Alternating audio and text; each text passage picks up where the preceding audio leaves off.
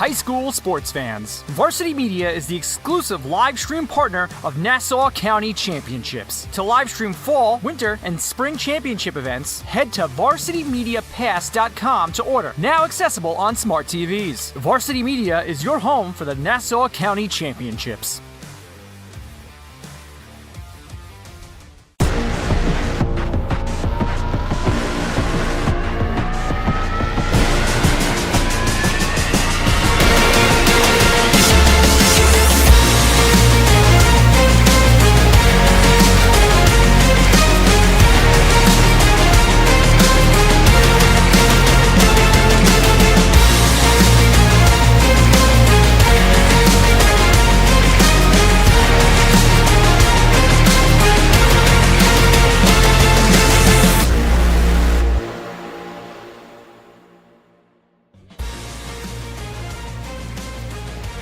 Live from University Field here on the campus of Hofstra University, it is a picturesque, picture-perfect day for baseball and a picture-perfect day to decide a CHSAA champion. Today we have the Firebirds of Kellenberg Memorial and the Flyers of Chaminade battling it out in a three-game set to crown a champion. Ladies and gentlemen, a very pleasant and peaceful Memorial Day to you, wherever you may be. Dylan Brett alongside me, Kevin Bunk. We've got some professionals in the booth to bring you this one. Kevin, these two teams met just a few days ago. It was a back-and-forth affair, and these are two squads that have not had it easy to get to this point. No, absolutely not. And when you get to this point as a Catholic school, you know you ran the gauntlet. You know you deserve to be here. You look through the roster. We'll highlight a few players pregame, but everybody has a spot. Everybody has a really productive role on these teams. You never know where it's going to come from, but you know it's going to come with these squads and everyone they've played all year. So a really good job and a testament to them just to be standing on this field. You've earned the right to play for it because you've gone through the gauntlet.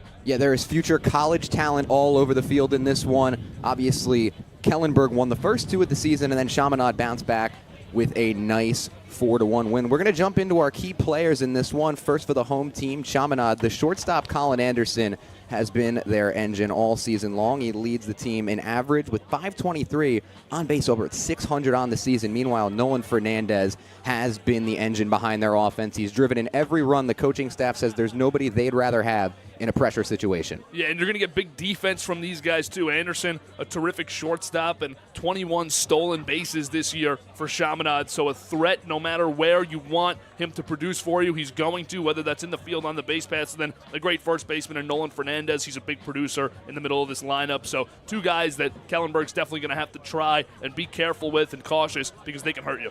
And on the opposite side, this is a Kellenberg team that sprays the ball all over the yard. A lot of great average contact hitters in this lineup. Mario Kosha, the leadoff hitter, the epitome of that notion. He's been fantastic this year, up at .327. And then batting right behind him is the right fielder, Lucas Von Vakidis. 3 home runs on the season and a team high in RBI and OPS, partner. And both of these guys with OPS is over 1,000 here for Von Vakidis. It's over 1,100 at 1.175. And then you have Kosha with a 1,070, excuse me. The on-base percentages are both over 450. So two guys that are going to be tough outs. And when you're not able to get them out, which is often, they're going to make you pay for it. 3 home runs apiece and 35 RBIs combined between the two young men. Two great players that have gotten Kellenberg here. Kellenberg comes in at 16-7. Chaminade at 14-11 on the season. 2 wins, all that separate these two teams from a CHSAA championship. We'll have starting lineups and starting pitchers with you shortly. Stay with us, folks. A few minutes from first pitch right here on the Varsity Media Sports Network.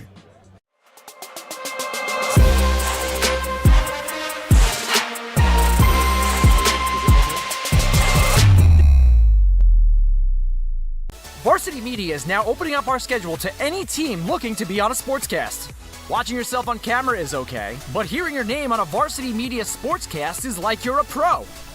And look at this opportunity. Feldman behind. Jersey pulled. Feldman! Feldman! The loose ball, Keyshawn White has it. He's just going to let it fly. Oh! Keyshawn White from half court. That is cash! What a way to end the third quarter. Look at this. Merrill. No slide.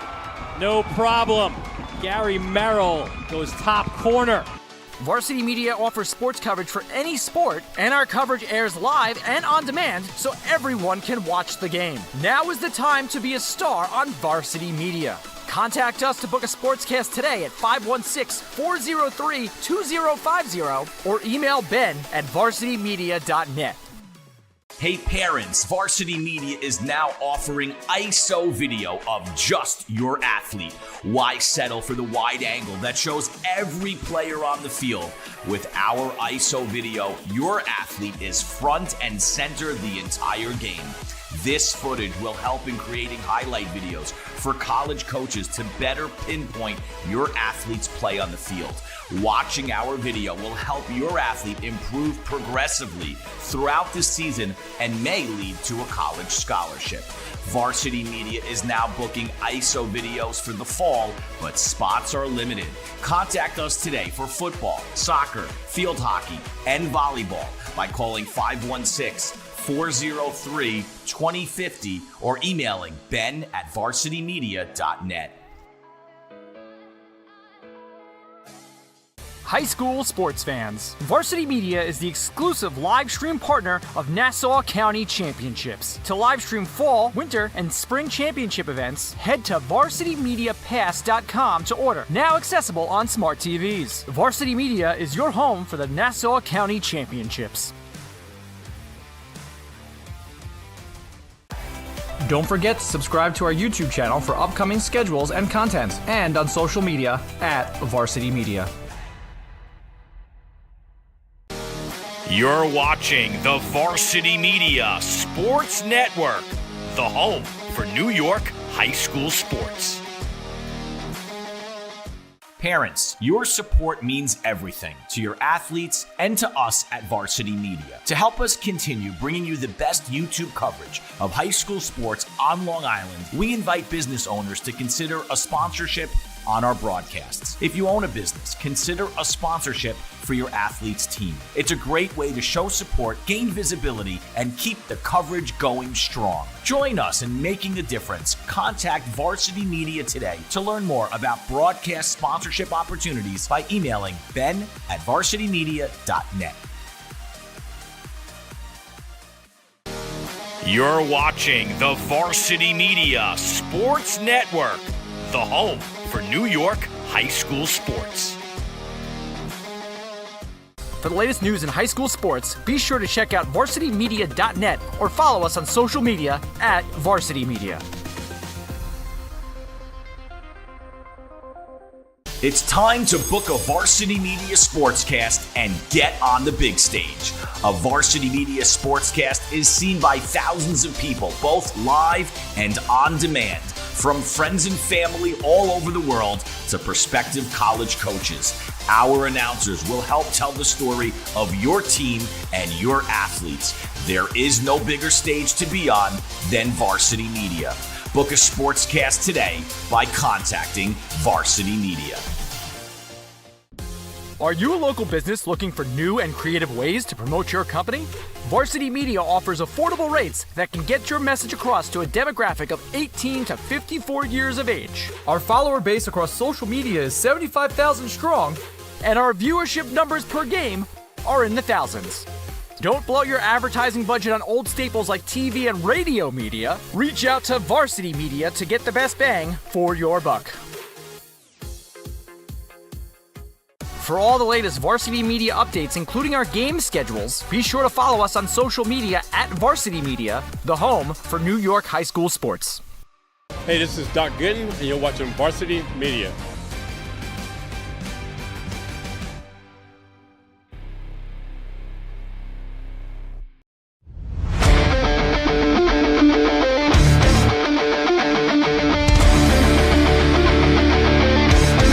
He's got room to go. Merrill towards the end zone. Lost his lid. Touchdown! JJ Damo, face on, stay on athlete. Controlling the face-off. That's 3 in a row now.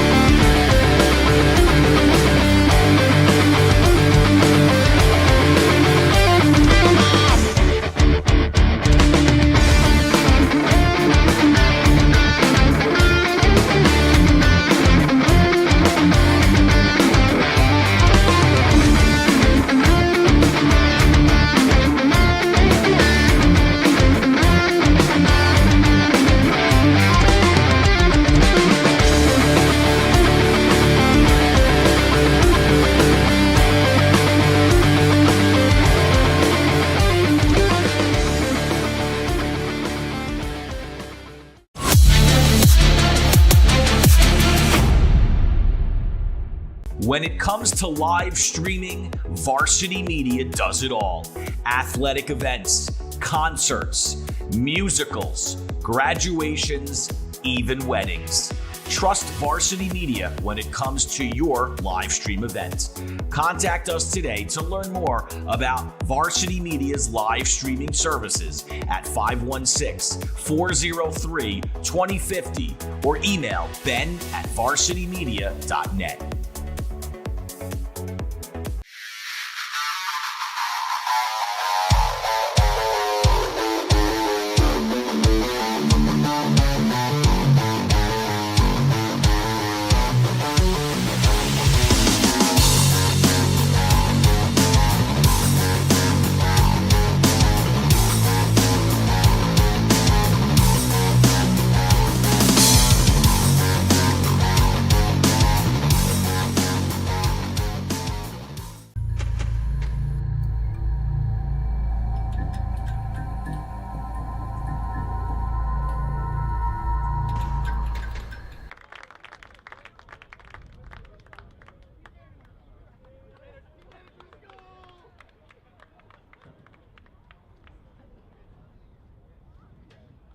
Ladies and gentlemen, at this time I ask you please rise.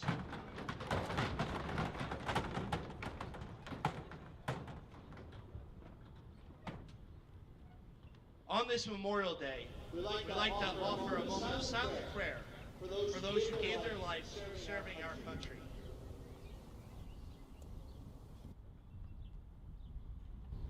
Thank you. Before today's game, we'd like to pray for those in the Kellenberg, the Chaminade communities, and all those families affected on this Memorial Day. As we pray, Hail Mary, full of grace, the Lord is with thee. Blessed art thou among women, and blessed is the fruit of thy womb, Jesus. Holy Mary, Mother of God, pray for our sinners, now at the hour of our death. Amen. Please remain standing for the playing of our national anthem.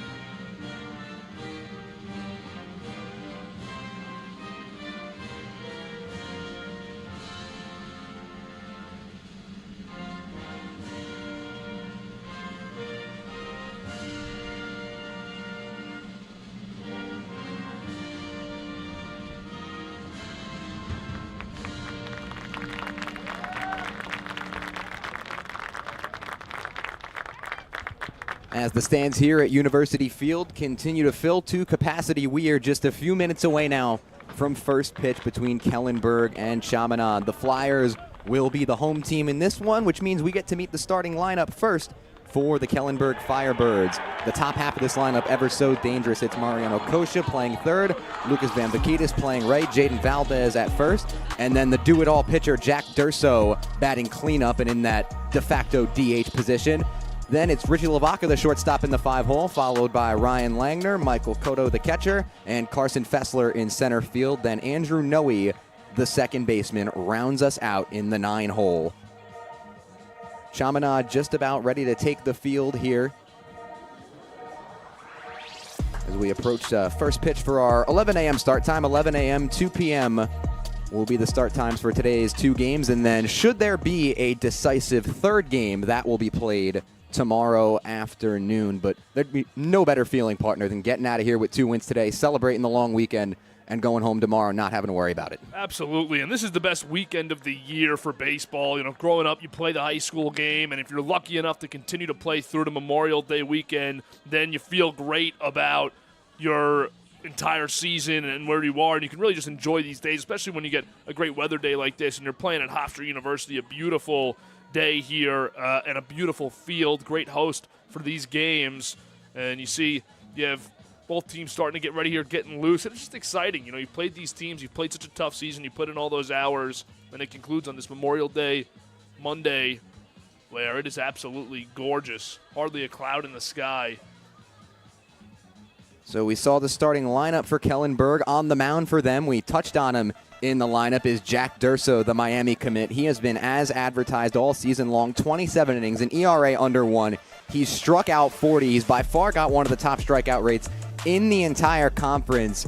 He's a big left-hander that can really, really hurl it in there. Yeah, you're going to get a tough look right now if you're Chaminade all day long. He got one of the best pitchers in the region, Jack Durso. He's going to give you a lot of different looks. Good lefty, good tall guy, long, tough delivery point. It's going to be difficult to pick up the ball, and he's going to be sitting around 90 miles an hour on that fastball, and his off-speed stuff, his movement, it's going to make it really tough because he has the IQ to pair it all together throughout an at-bat. Not once, not twice, but 3-4 times through the order. Yeah, you talked about the fastball being up at 90 and obviously the unique arm slot as a left-hander. Something to note as we went through this Chaminade lineup, there's a lot of left-handed bats in here, a lot of power left-handed bats that like to hit the ball the other way, like to kind of spray it all over the field. Going to be a unique challenge with the mighty hard-throwing left-hander Durso on the hill. And one thing about Catholic League that's maybe different from public schools, I know my public school experience, you're a right-handed hitter and you hit against righties all year long pretty much. There's very few lefties. Well, Catholic League, you see these guys who not only are incredibly talented players, but you get a diversity in righty-lefty, not only pitching but hitting. So you're ready for it at this moment. You're not really too spooked by it, but it's definitely going to provide some challenges. So Chaminade, we talked about Kellenberg's prowess at the top of the lineup. They'll be led off by the dynamic shortstop Colin Anderson, who leads the team with a .523 batting average, on base up over 600. That is tops in the entire conference. When I talked to Coach Patrick Kemp in his first year about what he brings to the lineup, he said he was a no-brainer to name as the team captain. He's committed to Bucknell. He leads the league in nearly every offensive category, and a guy that's really been lauded as a leader on this Chaminade team. And those are really important with these schools because not only with these two, but the entire Catholic League and the private school circuit, you have guys from all over coming to play, and they don't just have expectations for what you're supposed to do this season, which are incredibly high. The standards of the programs are so high, but they have expectations for a career after high school and a successful one at that. So you need those leaders to be able to step in and bring these guys together. And remember, we're focusing on one common goal today and trying to get these guys on the same page throughout a season because it's a mix of personalities, mix of cultural backgrounds, and they all come together to compete for one common goal. And that's not an easy thing to do with a group of teenagers who are trying to figure things out for themselves. So those seniors, those older players, the upperclassmen on these teams play a huge role in getting you here.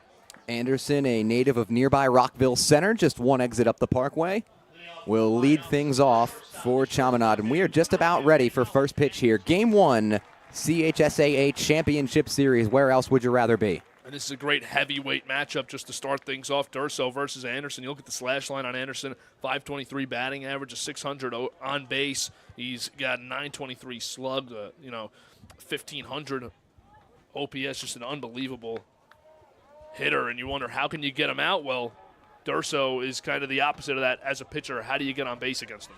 Approaching high noon in Hempstead. Durso's ready. Anderson's ready. And off we go here. It's a breaking ball that nips the outside corner to get us underway here from Hempstead. Durso confident with the breaking ball early, going to it first pitch. I love it. Anderson back in the box. Durso fires, and that time the heater is chopped foul behind home plate. Anderson quickly finds himself in an 0-2 hole. What a great setup by Durso to start this against an incredibly tough hitter. As good a hitter as you'll find. You go curveball first, get him on the outside part of the plate, fastball. Now you're set up to go wherever you'd like. Anderson has walked more than he struck out this season, 10-9. Durso home, looking for that outside corner once more, but that one a hair off the plate. Just didn't get the bite he was looking for there. It just ends up a bit outside. A great 0-2 pitch, though. 1-2 the count. Durso home from the windup, and now we have time as he was halfway into his motion. Everybody regroups. Anderson back in the box. And here comes Durso once more. Swinging another foul ball behind home plate. Anderson proving to be a tough out as he's been all season long. And he's got a great two-strike approach. You see him tighten it up there, getting the hands out a little bit quicker than we saw in that first swing of the at-bat. Dangerous if he gets on base. He's stolen 21 times this season as Durso turns to the breaking ball once again, but cannot fit it in the back door. Good game of chess between hitter and pitcher here, and just our first at-bat of the day sets the tone. Count even 2 apiece.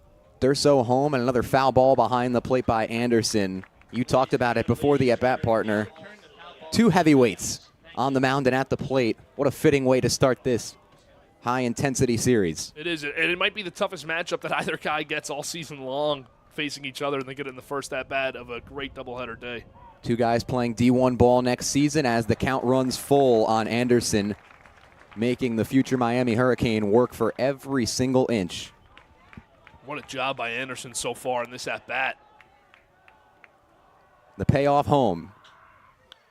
Grounded hard towards the left side. The shortstop Lavaca there as Anderson speeding up the line, but the throw is in time to get him. So allowed first out of this one, and we're underway.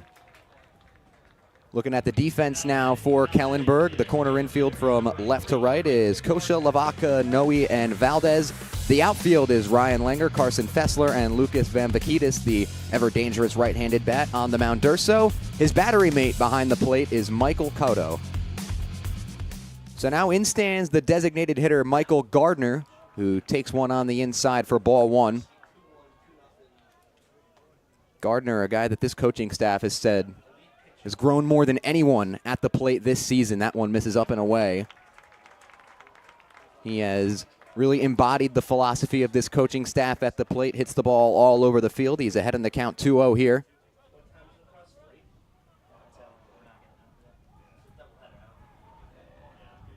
Deep breath from Durso as he's fallen behind his first hitter and finds the zone, no trouble that time. It's 2-1. And you already see the impact that Anderson's at-bat might have had. Durso had to make a lot of really good pitches in that at-bat to get through it. Anderson gave him some good work, and it sets up your next batter. The guy hitting behind you with a 2-0 count. Gardner, a senior, 327 on the season as he waves and misses. 2-2 is the count.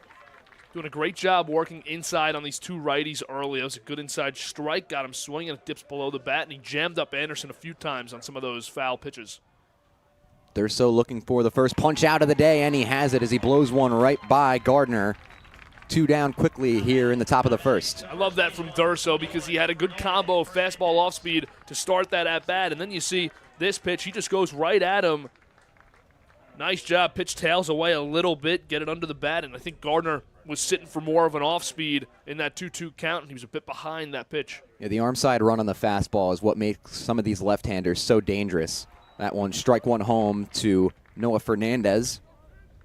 Just a great 2-seam grip on the fastball. You hold both laces, go parallel with them, and if you throw it hard enough, it tails. Fernandez grounds one towards third base. There is Kosha, and a long throw across the diamond is well in the nick of time to get Fernandez. And an easy 1-2-3 inning for Jack Durso through the top of this Chaminade lineup. It'll be Firebird bats up next. You are watching the CHSAA Championships right here on the Varsity Media Sports Network.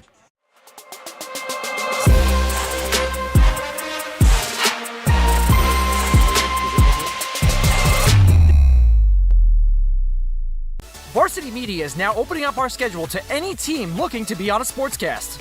Watching yourself on camera is okay, but hearing your name on a Varsity Media sportscast is like you're a pro.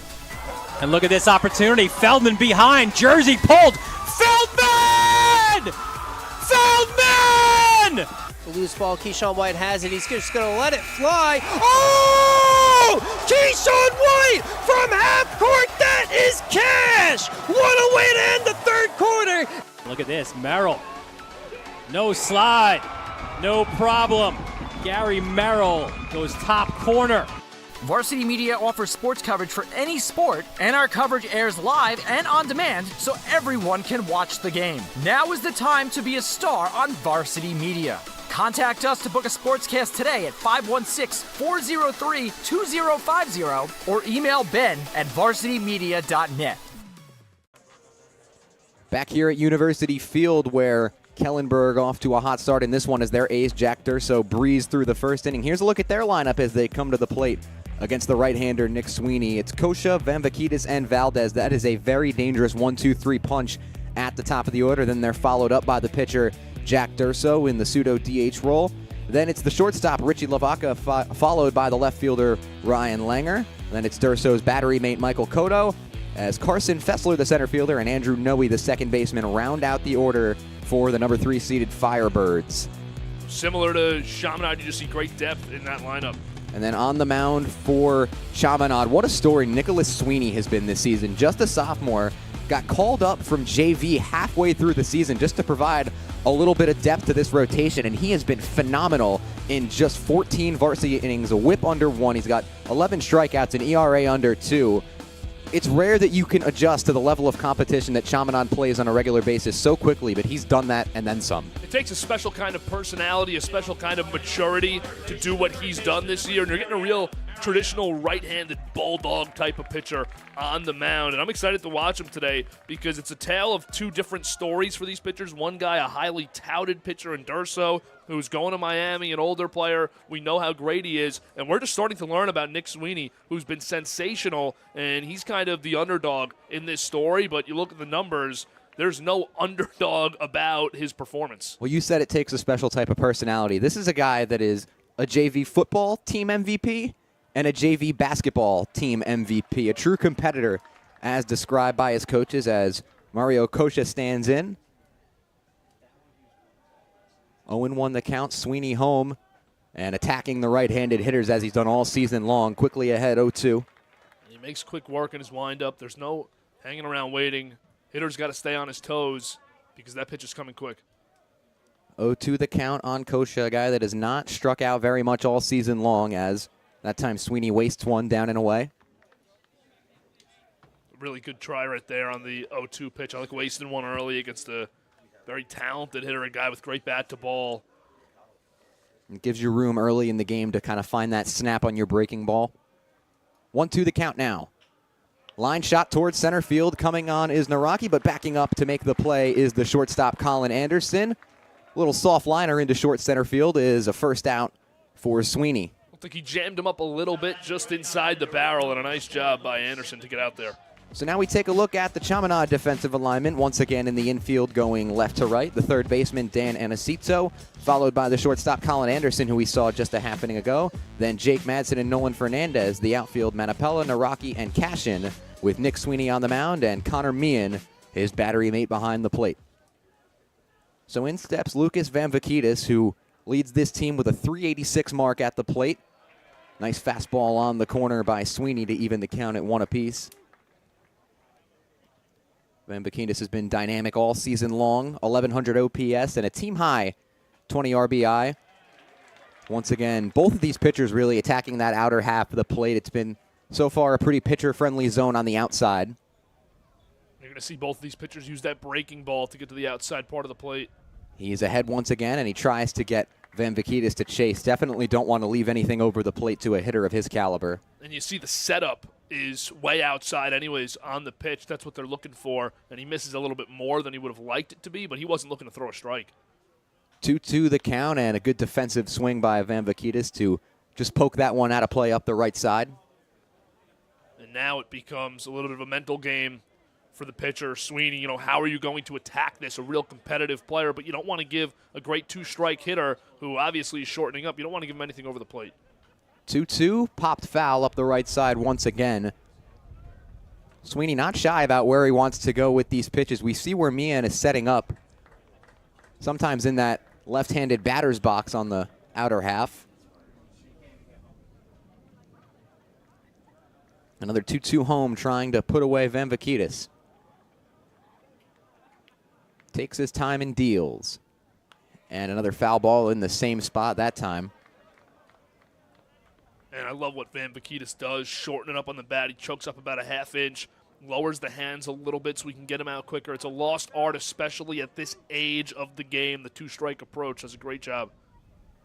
Count even at 2s, and another foul ball up the right side, reminiscent of what we saw from Colin Anderson against Durso back in the first.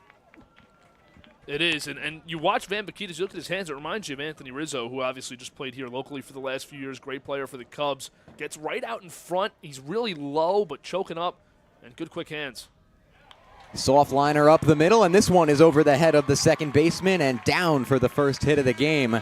Van Vakitas with a fantastic at-bat, and the first base runner goes to the Firebirds. And that's what it's all about when you get 2 strikes, shortening up, tightening up your swing, making it quicker. That's a really professional hitter and a really mature hitter in Van Vakitas. Obviously, the numbers reflect that, but a lot of people suggest, and you see here just to poke up the middle, a lot of people suggest you should be trying to keep your long swing that you have your first 2 pitches, or your first 2 strikes, excuse me. You should try to keep your long swing all the time, but being able to hit singles like that, you should not. And now Jaden Valdez wastes no time poking this one into right center field. Going first to third is Van Vakitas. Chugging into second is Valdez. The throw beats him by a mile, and the tag is applied by Anderson.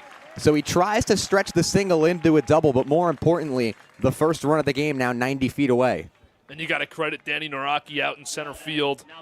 Great job getting that in and getting it to second base as quick as you can. Coaches always say get it in as soon as possible. Don't waste the second, and he didn't. That's a textbook job in center. And now we'll see if Jack Durso can help himself. He bats left-handed, much like the way he throws. Chopped on the ground towards second. Coming up on it is Madsen, and he lobs it over to first to get Sweeney out of trouble here in the first. So an action-packed home half of the inning, but we still have no score as we head top 2. You're watching the CHSAA Championships right here on the Varsity Media Sports Network. You're watching the Varsity Media Sports Network, the home for New York high school sports. Parents, your support means everything to your athletes and to us at Varsity Media. To help us continue bringing you the best YouTube coverage of high school sports on Long Island, we invite business owners to consider a sponsorship on our broadcasts. If you own a business, consider a sponsorship for your athlete's team. It's a great way to show support, gain visibility, and keep the coverage going strong. Join us in making a difference. Contact Varsity Media today to learn more about broadcast sponsorship opportunities by emailing ben@varsitymedia.net. High school sports fans, Varsity Media is the exclusive live stream partner of Nassau County Championships. To live stream fall, winter, and spring championship events, head to varsitymediapass.com to order. Now accessible on smart TVs. Varsity Media is your home for the Nassau County Championships. Don't forget to subscribe to our YouTube channel for upcoming schedules and content, and on social media at Varsity Media. Back here in Hempstead, we're off and running here in the CHSAA Championships. It was a tale of 2 first innings for both of these aces. Durso breezes through the Chaminade order 1-2-3. He's back on the mound. Meanwhile, a little bit of trouble for Nick Sweeney, but he gets some help from his defense, and we're scoreless headed to the top of the second. Yeah, 15 pitches for each pitcher in that first inning, and you just have 2 different styles here. You have Durso, who's going to try and overpower guys, who's going to really try to strike you out, get you into 2-strike counts, create soft contact. But on the other side, you're going to have Sweeney, who says, I'm coming at you and I want to compete here. I want to make you beat me. And 2 guys do beat him, but they get a great throw out at second base, probably one that Kellenberg would like back. You don't want to really go there. It was a little too aggressive, and now we'll take another look here. This is a great throw and tag on a gapped single, but you want to try and hold up there for first and third. It was a good try, though. A lot of good energy and aggressiveness for a championship game, and you never know. That energy and aggressiveness might win you the game later on. It did end up proving a little costly because the next play was a ground ball softly up the right side by Durso, which could have potentially brought home the run. Nonetheless, we head to the second inning scoreless as Colin Cashin, the right fielder, set to lead us off against Durso. Cash, another good hitter. A lot of guys with 400-plus on-base percentages. That's the nature of the Catholic League, nature of these 2 programs, but he's a guy with 400 on the dot. Tough out. Yeah, a lot of these guys really know how to get on base. Even Cashin, a guy that only hits 250, has worked his fair share of walks this season. Attacks the first pitch and chops one over to third base. Going to take a strong throw from Kosha, and it is pulling the first baseman Valdez off the bag. It looked like it got there in time, but just a bit off target from Kosha and the first base runner for Chaminade. And it looked like for a moment, he just picks his heel up off the bag. And then for a second, he was about to argue it with the umpire, but he looks down and realizes That's a big break for Chaminade. You want to see if you can make him pay now. So it's an infield single for Cashin, brings up Dan Anacito. Every base runner is so valuable against the left-hander. Pop foul up the right side and out of play.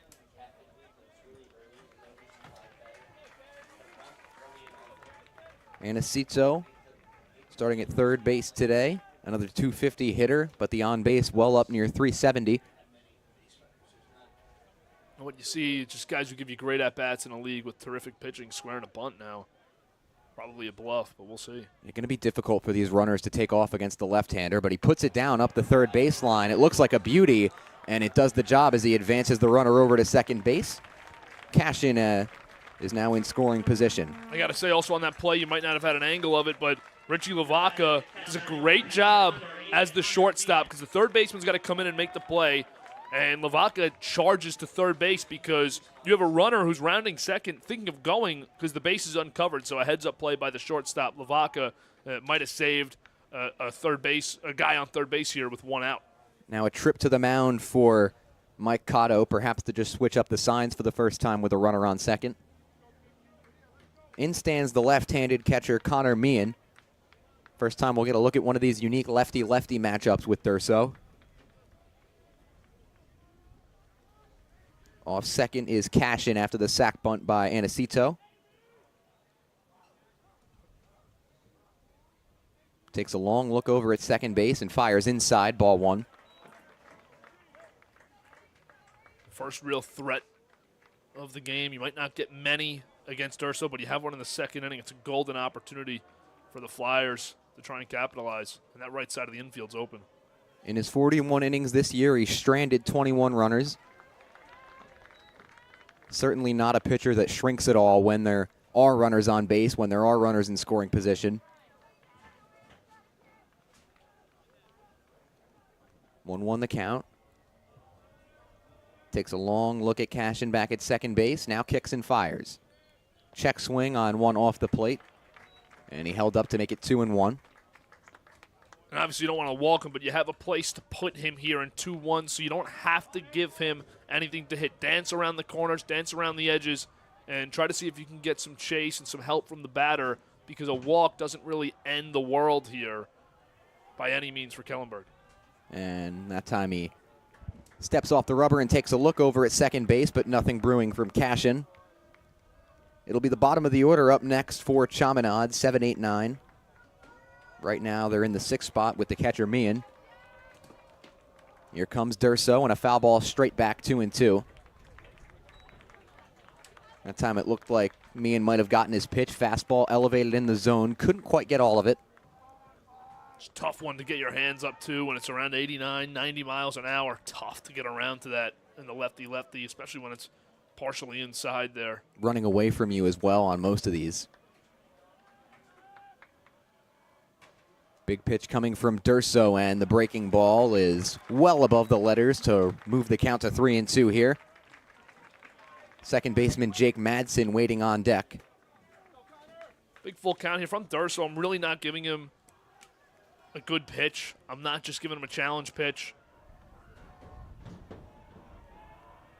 Durso taking his time now. He kicks and fires, and that one just a hair off the plate for ball 4. Fantastic at bat by me in there, and great vision to put runners on first and second. It's a great at bat, and that's exactly what I was thinking of for Durso. Try to go to that outside part of the plate, run something away from him, something good enough for him to want to try to protect, but also something that's not good enough to do much with unless you land a perfect swing and really barrel it up going the other way. It's a good pitch by Durso, better take, and Chaminade's got a good opportunity here with 2 men on. So Jake Madsen steps up now, another guy with the on-base over 400 on the campaign. Takes ball 1 outside. 2 on, 1 out here in the road half of inning number 2. Double play is in order. Infielders can go wherever they so please with a ground ball.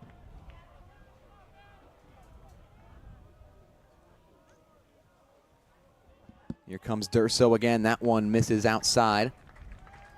First 2 pitches here to Madsen, not really close, not really challenging the hitter, as now his catcher, Cotto, will head out to the mound to have a chat, rather. Sometimes you just want to take a moment to break in the action. for your pitcher, and I think that's what was going on there.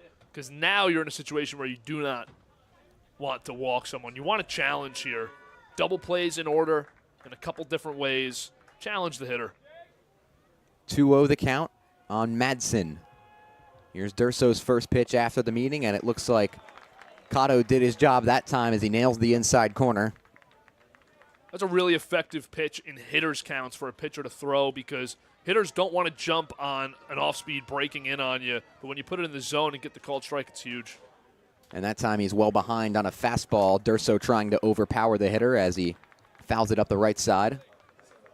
Now you have a 2-2 count here. You wonder how Durso approaches this. You don't want to get in a position of another full count. I'd continue to challenge, but you have to be creative.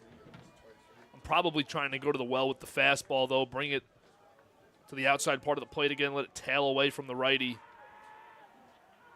He's beaten him with back-to-back heaters.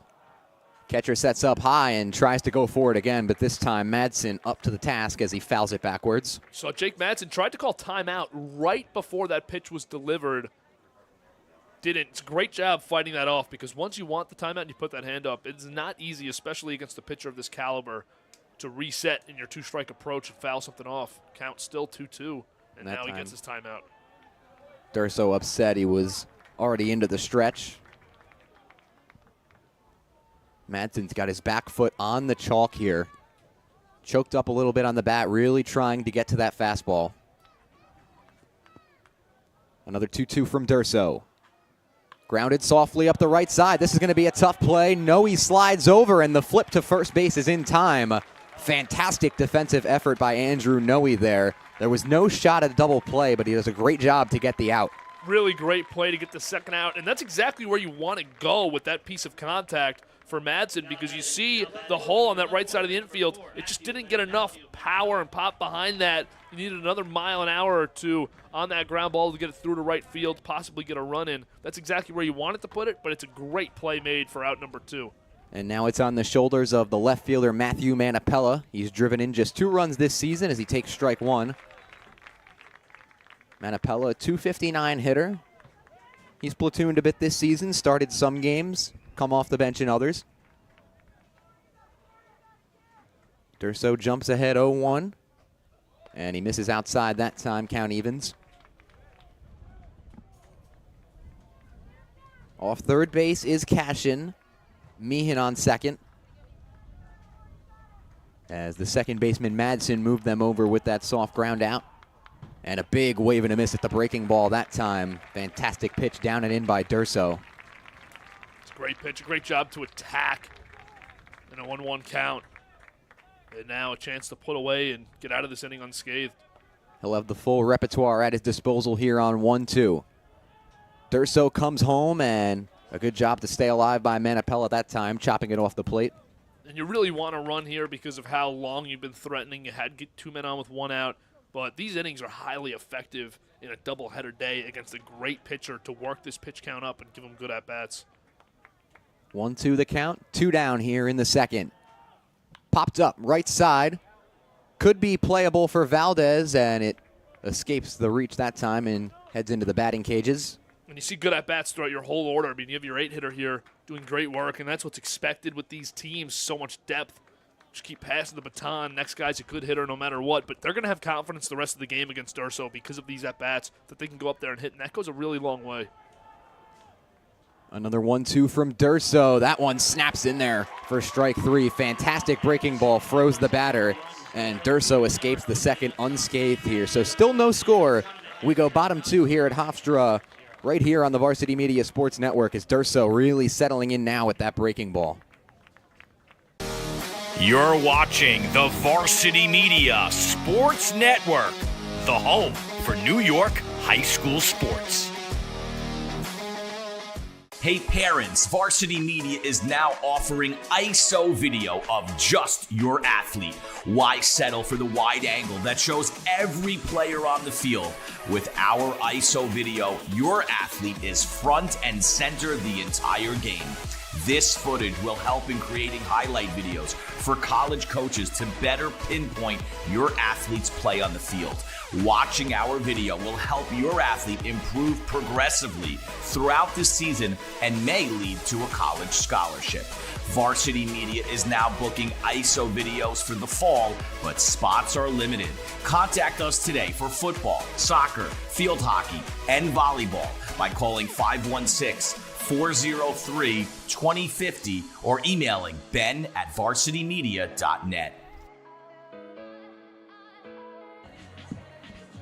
Well, Kevin Bunk, we touched on it in the open to this one. You couldn't have asked for a better day for championship baseball here at Hofstra University. We head to the bottom of the second between Kellenberg and Chaminade, two teams that look dead even so far. Yeah, absolutely, and both pitchers doing good jobs working out of 2 runners on in both of their innings. 2 hits for Kellenberg in that first inning, and getting out of it was Nick Sweeney. On the other side, Durso is doing a terrific job making sure that he stays clean, and heading to the bottom of the second, it feels like this is just going to be a good day, not only weather-wise, but just a great day of baseball from these two teams, evenly matched up. Both of them have earned the right to play here, and 2 great pitchers that are really fun to watch with completely different styles. So it's back to work for Nick Sweeney, who will deal to the shortstop Richie Lavaca. Sweeney escaped the first inning unscathed, but did allow 2 quick singles. The right-hander comes set and gets things underway. Another outside fastball finds the corner. Starting to head in the count. It's going to be a key for Nick Sweeney today. Working a lot quicker than his adversary, Durso. You talked about it earlier. Just 2 pitchers that have such unique, distinctive styles. Mirror images of each other in many ways as well.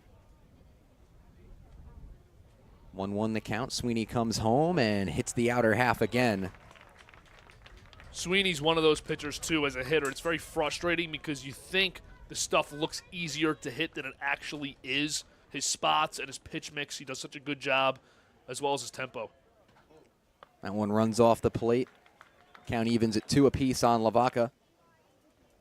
And now you get excited about Sweeney, who's just a sophomore, who's really just starting out his pitching career here at Chaminade. What does the rest of his career there look like and beyond? He's just a sophomore, so still 2 years of high school ball left for him after this. You get the sense that he's only going to get better from this point. This is a guy that's only thrown 14 varsity innings, and here he is on the biggest stage. Comes home with the 3-2 to Lavaca. That one upstairs, ball 4. Good at bat there by Lavaca. Once again, for both teams, running the count full, fouling off pitches, working deep into counts. Both guys doing a great job on the mound, but the hitters just doing a little bit of a better job, but still no runs on. So when it's really counted, the pitchers have come through. But a leadoff runner on for Kellenberg, and that's a big runner on first base. Here's the left-handed outfielder Ryan Langer, who attacks the first pitch and flies this one into fairly deep center field. Fessler backs up on it and puts the squeeze on it. So 1 away there as Langner down in 1 pitch. Great job getting under that, making the play. Two teams that are really fantastic defensively. Not a lot of errors, a lot of low-scoring games all season long. 2 groups that know how to help out their pitcher. The catcher, Cotto, stands in and waves and misses at the first pitch from Sweeney. Good first pitch mentality from both sides. Just going at him, attacking with a fastball. I like the first pitch swing, but couldn't catch up. 0-1 count. This one sliced up the left side. Giving chase is the left fielder, Manapella, but that one into the bullpen, out of play. You never really see that. Bounces up off the top of the fence and gets caught by Manapella. Too bad for him. Does not count. Sweeney quickly ahead of the catcher, 0-2.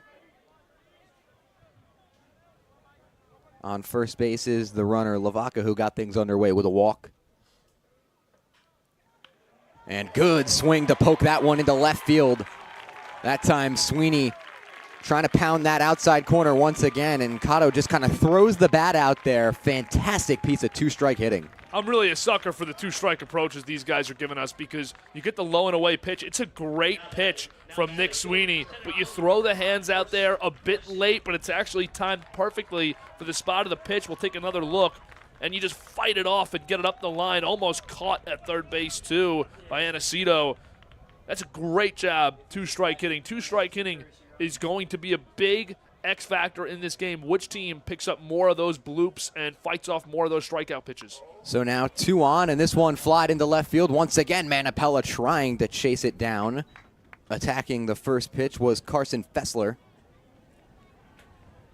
It's a tough ball to track out there in left field when you have the lefty hit the outside pitch that way because you see how much it runs away from the left fielder into foul territory. And Manapella really shaded towards the line now because his pitcher, Nick Sweeney, trying to pitch away to these left-handers. 0-1 is the count on Fessler, the center fielder. Sweeney will once again try to work out of trouble for the second straight inning. Takes a look at Lavaca, now fires down and away for ball 1. It's a tough pitch to get a strike on anyway, with the count just being a one-strike count and a left-handed batter up as a right-handed pitcher. It just never really comes over the zone in the perspective of the hitter. Fessler grounds one up the right side. First baseman there. To second they go. Back on to first, and the throw not in time. Now here comes the run towards the plate. They tried to catch Chaminade sleeping, and it works to a charm. 1-0 Kellenberg with some fantastic heads-up base running by Lavaca. Yeah, Lavaca that's heads-up running. That wins games. Getting aggressive, rounding third base, and coming home, understanding the double play has the pitcher on the ground. And that's a tough break for Sweeney. But that's a heads-up winning play by Lavaca in a championship game. It would have been a very difficult double play as Fernandez went to second, Anderson back to first. And running hard all the way was Lavaca for the game's first run. It's a good job trying for the double play. Fernandez made the right play and the right throw right away, and you want to keep that force at second, but the runner going home is not something you expect. So now Sweeney will reset. The second out was at second base as they got Cotto in an attempt to turn the double play. Now it's 1-1 on the number 9 hitter, Andrew Noe. Gets one on the hands and flies it into center field. Naraki comes in on it, makes the catch, and the second inning is through, but not before Richie Lavaca seemingly wills Kellenberg to their first run of the game. We've got a 1-0 ball game heading into inning number 3 right here on the Varsity Media Sports Network. This is Jalen Brunson. You're watching Varsity Media.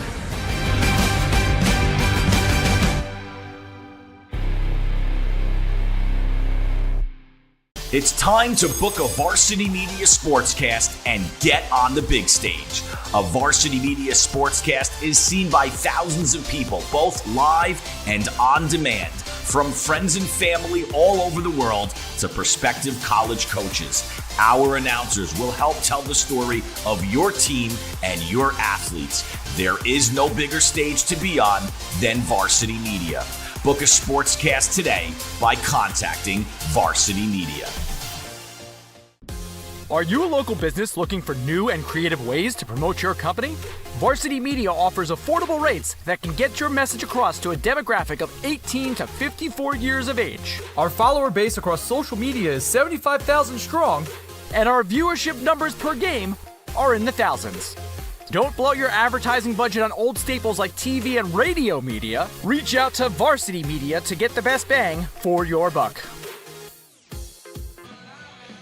Back here in Hempstead, where pitching with a lead for the first time today will be the dangerous left-hander Jack Durso. A 1-0 lead for Kellenberg over Chaminade in Game 1 of the CHSAA Championships here at University Field.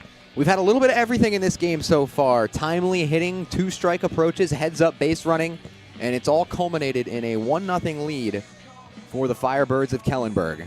And now you get Durso with the lead. It's just a different feeling pitching with the lead. You have a lot more confidence. You have a lot more wiggle room to do what you want. Even though it's still just a one-run game, he's good enough to carry that a long way. But the Chaminade lineup's also good enough to erase that pretty quickly. So we'll see how Durso approaches it, because now you have good hitter stepping up right away, Naraki, and then top of the order next. So it never gets easy for the pitchers in this game. You never have that stretch of 3 guys coming up and you say, well, this is going to be an easy out. Absolutely the opposite. So leading things off for Chaminade here in the third will be the number 9 hitter, the center fielder, Danny Naraki. And then he'll turn things back over to the top for Colin Anderson. Seeing a little bit of small ball early on for Chaminade, trying to move runners over against a pitcher of Durso's caliber. That could be the game plan the rest of the way. Durso's ready for his third inning of work. Still no runs, just 1 hit surrendered thus far.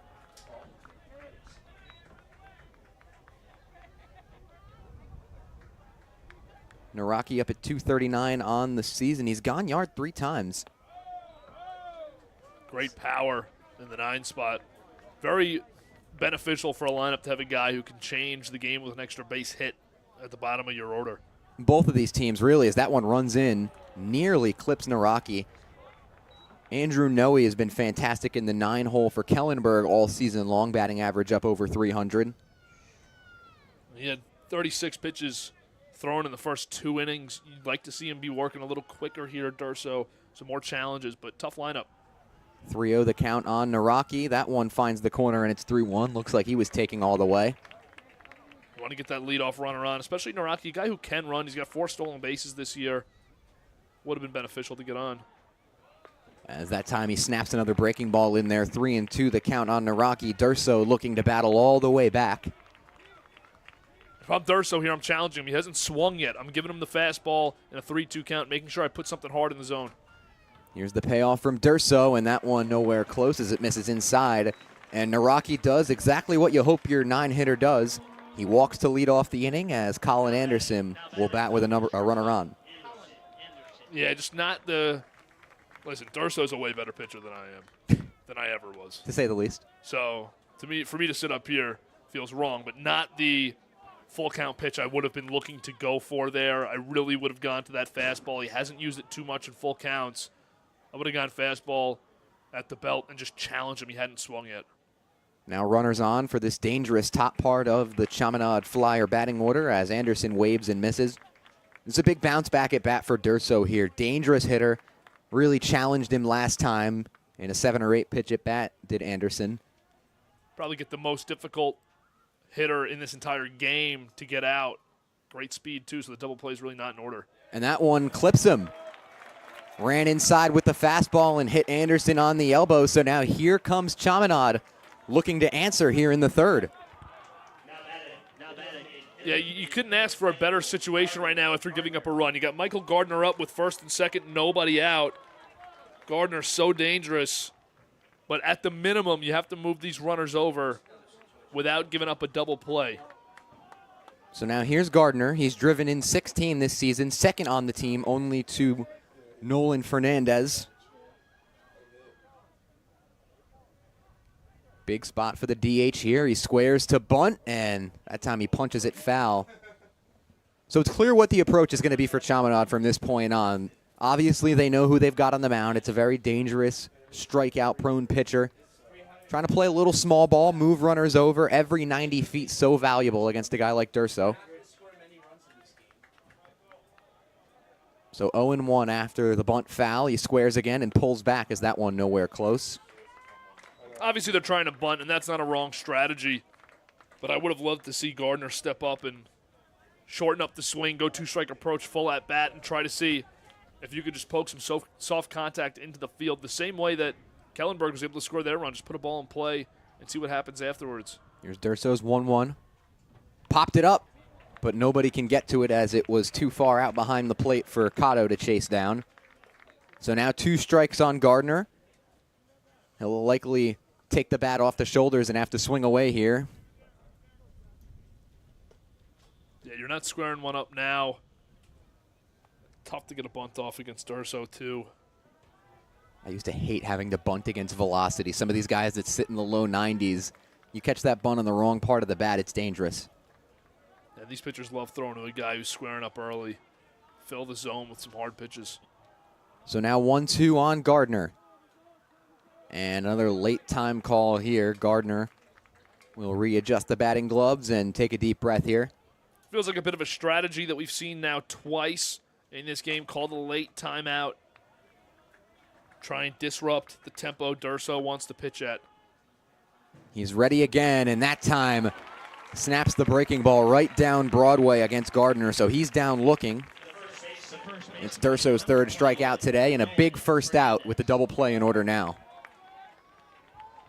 Good speed on first base. It's going to be tough to double up Anderson over there. This is a great breaking pitch, though. You just freeze the batter. Second time now that we've seen Durso do that on 2-strike counts. Just freeze a batter, a right-handed hitter. That thing moves. Starts right near your chin, ends up down by the belt.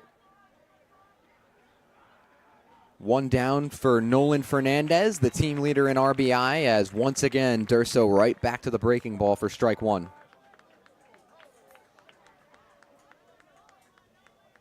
Fernandez, a junior. 2 homers and 5 extra base hits to his name this season. As that one shot behind the plate quickly 0-2. And with this pitch, Durso has a chance to really flip the innings momentum in his favor. Go from first and second, nobody out with a strikeout here. You go to first and second, 2 outs, back-to-back Ks, and a chance to get yourself out of another inning clean. 0-2 for Durso, looking to strike out number 4. This one lined towards left center field and down for a base hit. They're going to send home Naraki. The throw is cut off, and Chaminade has tied the game at 1 apiece. See, that's a huge piece of hitting to pull that ball, turn around on something, and Fernandez could not have come up bigger for the Flyers in an inning that they needed to score a run.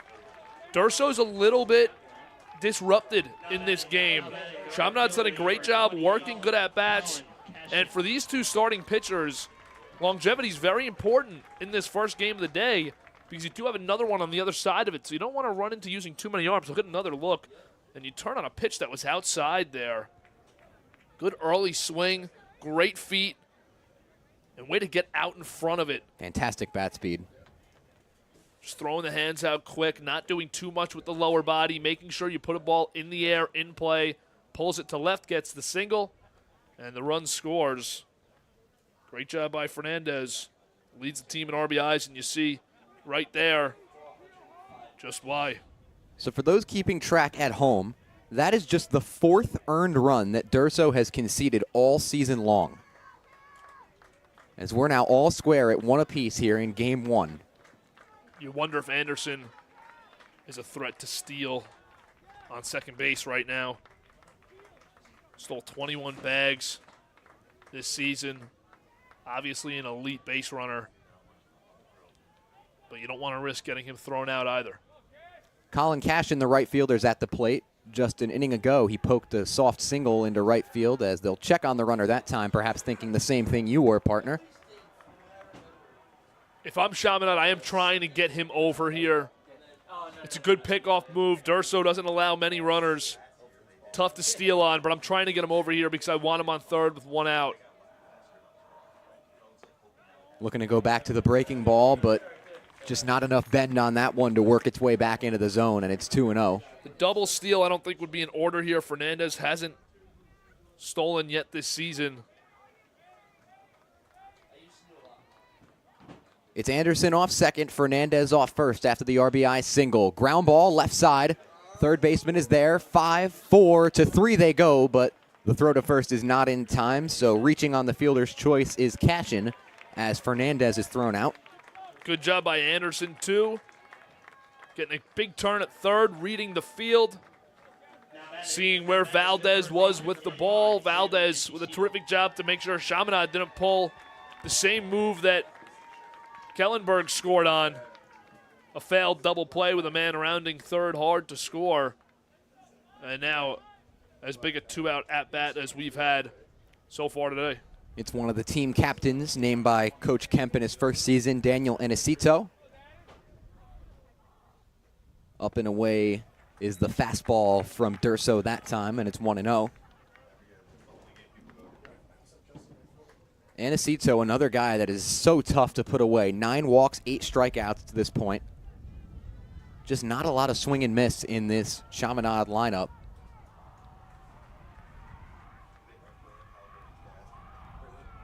Durso fires that one in there. Off is the runner, and now they fire back to third. They attempt the first and third play.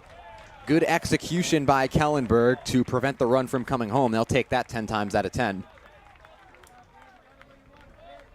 Worked out well for Chaminade, too. At the minimum, you have to get this situation they have right now. And they do have it. So Durso doesn't have to worry about the runners right now. Just focus on the plate and try to get this out. 2-0 count. Got to work back. 2-0 to NSCHSAA, up and away, ball 3. And listen, now you have a base to give him. So Meehan's up next. Another good hitter, a lefty. He'll step in. But you have a base to give him. I don't think you just throw a get-over pitch here with 3-0 count. I'd green light the hitter, NSCHSAA, here. Looks like he was taking all the way that time. The bat never came off the shoulder, so 3-1 the count. And if they do choose to put NSCHSAA on, they do have a favorable lefty-lefty matchup. That one off the plate, ball 4, so it will be Meehan with the bases loaded. He walked last time up. No at bat bigger than the one he's about to have right here. The catcher, number 8, Connor Meehan. You put a ball out of the infield. You'd imagine they're trying to score 2 here. And you also have to feel good for Nick Sweeney, who's certainly enjoying this inning, watching from the dugout, hoping to get a lead back here because he gave up that run. It was a tough one to give up. He was obviously frustrated. 3 on the pond for Meehan. That one runs off the plate. Cotto also has to be careful to not let anything by. A lot of speed on third base in Anderson. Anderson's one of those guys, too, not only fast, but great IQ and a great jump on the base paths. Yeah, he's stolen a team-high 21 bases this season. Foul ball. And you see him on first and second, the way he dances off the bag. Now he's on third base. You can't really do it as much there. But the way he dances off the bag, it creates a mind game with Durso and any pitcher that's standing on the rubber. Meehan gets on base at a 360 clip. They'll work with a walker a hit here as that time Durso misses away. Count is 2-1. Can't seem to find that outside corner with the fastball after he was so precise in the first inning. Tougher to throw to a lefty. Also trying to go across the plate now instead of on your arm side. 2-1 the count. This one hit well out towards deep left center field. 2 Firebirds converging on it, and making the catch is Ryan Langer to put the threat to bed, but not before Danny Naraki comes all the way around to even the game at 1 apiece on the RBI single from Fernandez. 1-1 as we head to the bottom of the third. This is the CHSAA Championships right here on the Varsity Media Sports Network. Hey, this is Doc Gooden, and you're watching Varsity Media.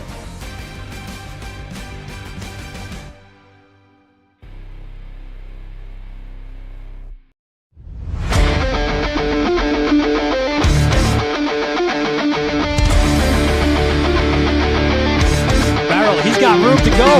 Merrill towards the end zone. Lost his lid. Touchdown! JJ Damo, face on, stay on athlete. Controlling the face-off X 3 in a row now.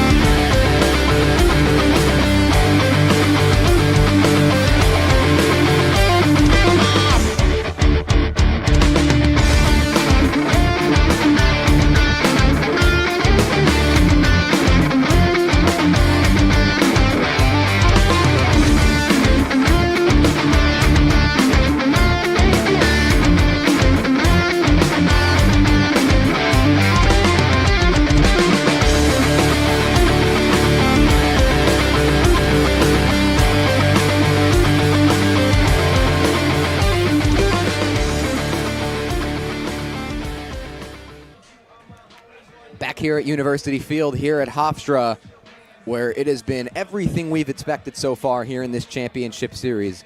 Chaminade and Kellenberg knotted up at 1 apiece as Nick Sweeney set to go back to work after a long inning of rest. Yeah, Sweeney gives up the lead, or the tie, excuse me, gives the lead to Kellenberg, first run of the game in the bottom of the second, but now he comes back out bottom of the third. No better feeling than getting that clean slate. You can just go back to work. Both pitchers, though, are having a little bit of trouble finding the zone consistently, making the pitches they want, missing by just a few inches. They're right there, but there's a couple moments where they're missing their spots. I'd like to see these guys in their next approach to each half inning just challenge. Trust your defense. That's something you'll see from Sweeney a lot. Trust your defense. Try and work some quick innings because both pitchers using too many pitches early on in this game and giving up too many base runners. It'll be top of the order for Kellenberg as Mario Kocha stands in. Lined out towards shortstop in the first inning. Put solid contact on it.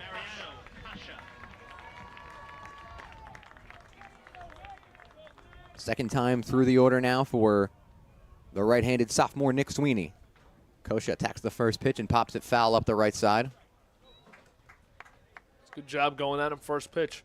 You want to just see these guys get ahead in these counts, control these at-bats, because so far they haven't, but they've been lucky because they've only each given up a run. Sweeney back into the zone. This one grounded towards short. Anderson backhands, fires on the run. Colin Anderson with one of the best plays of the day over there at shortstop. There's one away. Tough play by Anderson because he fields it on the backhand, and then you see him stumble. So he gets up, recovers, and makes a great throw on the move. Didn't really have the base you'd want. You get one more look. Stumbles forward. Yeah, it's a great throw across the body to first base. And a good job on first base to make the reach over to your right. Not the easiest stretch for a right-hander to make in real time. So now Van Vaquitas stands in. And, there wasn't a second during that play where Anderson was on balance. He was running towards his left, as you mentioned. He backhands it, fires almost leaning forwards and falling over, and he got a very strong throw across the diamond to retire Kocha for the second time today. And you're right about that. There wasn't a second he was on balance, but funny enough, he's so great there wasn't a second you didn't think he was going to make the play either. So now another dangerous bat in Van Vaquitas here. He pops it on the infield. Ranging over is Fernandez, running out of real estate, and it hits off the top of the dugout. That's a tough break for Chaminade because Fernandez, he's right under that ball, and it just nips the corner of the extending part of the roof, which goes over the field on that dugout. He had it. I think he was pretty surprised when it didn't end up coming through past the top of the dugout. Yeah, that would have definitely come down in play the way it looked from here. Ground ball right side. There is the second baseman, Madsen. No trouble at all for out number 2. That's what I'm saying here for Sweeney. Just trust your defense because the guys are so good behind you.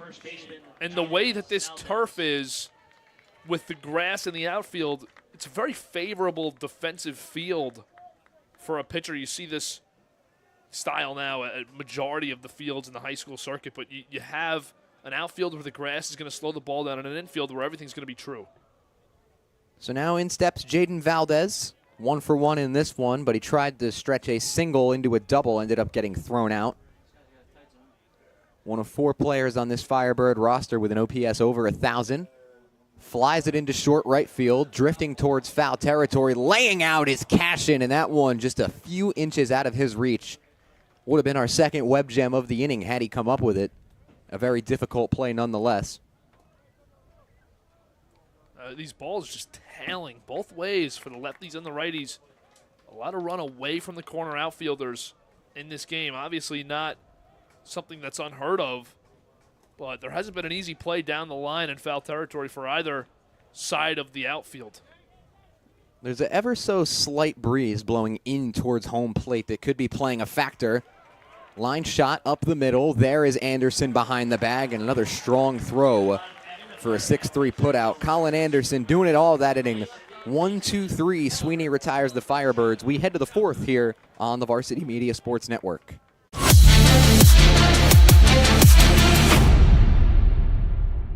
When it comes to live streaming, Varsity Media does it all.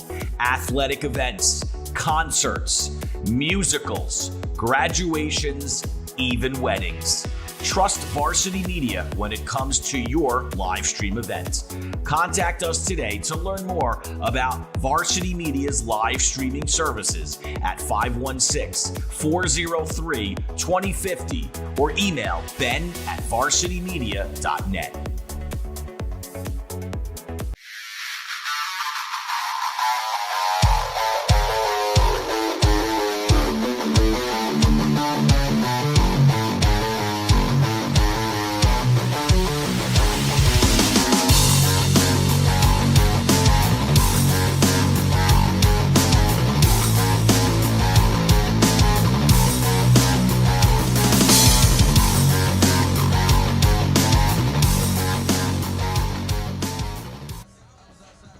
We head to the fourth here in sunny Hempstead, New York. 1-1 your score here in game one of this championship series between Chaminade and Kellenberg, as the left-handed ace Jack Durso back to work after surrendering his first run of this one. I'd give Durso the same note I gave Sweeney right before the inning in this third. Durso's up at 62 pitches. Trust your defense. Use that 90-mile-an-hour fastball. Pound the zone. Try to work inside the hands, but keep it in the strike zone. Be selective with your off speeds and 2-strike counts, and maybe to start some at-bats. We've seen him do it effectively. But the goal here should be getting ahead in counts and not working 3-ball counts at all. You should be pounding away. Make them beat you, because your good stuff, your strikes, your challenge pitches are better than a majority of pitchers' best pitches in put-away situations. So just try and pound this zone away. You're a difficult guy to hit. And you should not be given any free passes anymore. Make it an emphasis to put it over the plate. Easier said than done, but we'll see if Durso pounds the zone the same way Sweeney just did. It'll be 7-8-9 for Chaminade. Jake Madsen set to lead us off. That one upstairs from Durso, who has walked 3 and hit 1 to this point. I will say, too, the home plate umpire, tight zone but consistent, but definitely tight, favoring the hitters. Durso's only walked 12 batters all season. He's got 3 so far in this one. Obviously, that 40-12 strikeout to walk ratio is something that stands out. He's fanned 3 so far today as he falls behind Madsen 2-1 here. Big swing at that one downstairs, and it's 2-2. Good job by Durso battling back. Now the umpire talking to Durso for a second here. I'm Durso. I'm asking him, throw me a bone here. I'm drilling the outside part of that plate. It seems like you touched on it earlier. The outside corner has been friendly to the pitchers. Meanwhile, the inside corner, they haven't gotten such luck. There's been a few at-bats where Durso's gone inside with his 2-strike put-away pitches and hasn't gotten the nod. That time he goes for it again, but misses by a few inches. And listen, it has been consistent, so that's good umpiring. That's all you can really ask for from an umpire. The zone a lot of times is subjective, so based on the hitter, based on the pitcher and the umpire, as well as the catcher's framing and the work they do. This one popped into right center. Coming on is Van Vakitis, who puts it away for out number 1. Another long at bat by Madsen, but cannot capitalize and get on base there. 1 away. And this is a really effective start to this game. You hope, if you're Chaminade right now, you're starting to get to the point where you're saying you really got to find a way to add some runs and come away with this, because you're giving Durso a lot of work. You don't want to drop a game where he has had to work this hard. Manapella squares to bunt, but fouls it backwards. I had a coach that calls at bats like that, especially early in the game, body blows, because you get to the second, third, fourth time down the order, and it really starts to wear on a pitcher. Even if he's not tired, it's something that's constantly on his mind. Hey, this guy fouled off 5 pitches against me 3 innings ago. 0-1 the count. Chopper up the middle. This is going to be a tough play, and it squirts into center field for a base hit. When you have those at-bats throughout a game and you're able to put singles together like those, everybody remembers them. The hitter obviously remembers all their at-bats throughout the day, but the pitcher does. It's a great piece of hitting. Threads the needle. Good at hustle. Good attempt by Lavaca and Noe up the middle of the field. But you have those great at-bats. It's just the confidence both ways plays into the hitter's favor throughout a game when you have these at-bats early. So now it's Naraki who got the party started back in the third with a walk. Came around to score the Flyers' only run to this point. Runner on first, that's Manapella. Definitely some speed, but going to be tough to take off against the left-hander. We've seen it a few times. He's got a very solid move.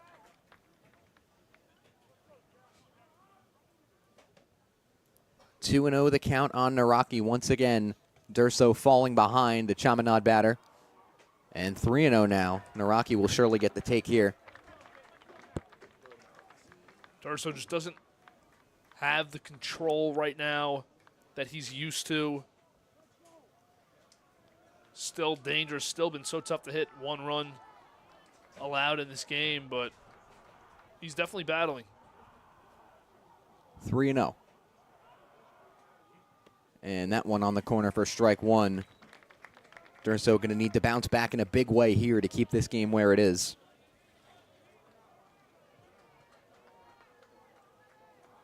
As that one off the plate to Naraki, and back-to-back base runners to lead things off for the Flyers. Once again, two-partner. They're turning it over to the top of the order with runners on, just like they did last inning. It's a great job by Chaminade working these at-bats. The approaches that these guys have is so patient for all of them. A lot of times against Durso, you can a pitcher of his caliber, you know who he is coming into the game. You've faced him, you've seen him, you know how great he is. A lot of times you just want to get aggressive and try and punch him in the mouth early, but the patient approach is the right approach. Chaminade's taking it with great execution. So now Colin Anderson back at the top of the order with 2 on and nobody out. Excuse me, 1 out. And he got hit on the leg that time, so that'll load the bases. Durso got a quick first out on the fly out by Madsen, and then surrendered a single to Manapella and has given the free pass to 2 straight batters now. And now Gardner nowhere to put him. He'll get the mound visit. But Durso, you got 2 hit by pitches now on Anderson. This is a sign of no control, or your typical control you have is not there. And as the game's going on, it's feeling as if it's getting maybe more difficult for Durso. And you see some guys getting loose down the line for Kellenberg in that bullpen. They're playing 3 games potentially in about 36 hours. Longevity from your arms, conserving your arms, going to be massive for a game or a series like this. And this is one of those situations. Chaminade has worked the best pitcher on this Kellenberg staff, really the best pitcher in this series. They've worked him. You really want to score here. You really want to win this game. But even if you don't, if they have to use some relief arms and you can get to those guys too and work those counts, you're set up really nicely for the next 2 games over these 2 days. So now it's Mike Gardner. He struck out twice. No better time to turn the day around than now. 3 on the pond. Coming home with the breaking ball is Durso. That one up and away, ball 1. The problem I think Durso's having today is he doesn't have the great command of the fastball. So you see him trying to get creative with the breaking ball, which has been his best pitch, but it's so tough to control for consistent strikes. That time he nails the corner for strike 1, and a much-needed strike 1 at that. Gardner, not a guy you can afford to fall behind.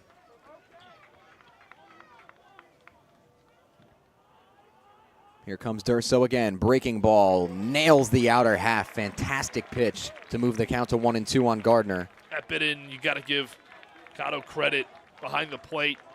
Slight frame, just drags that backdoor pitch into the zone. 1-2. Here comes Durso. Check swing on the outer half. They appeal down to first. No, he did not, says the first base umpire. A little bit of a flair for the dramatic that time as the Chaminade faithful exhale. Looks like they got it right there, too. If you're not going to call it on the pitch, he didn't go, went and held up in time. Now the 2-2.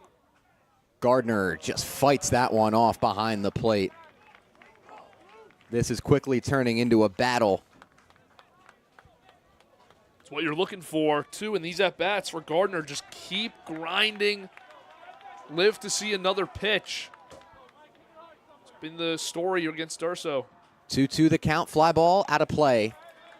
Gardner continuing to scratch and claw.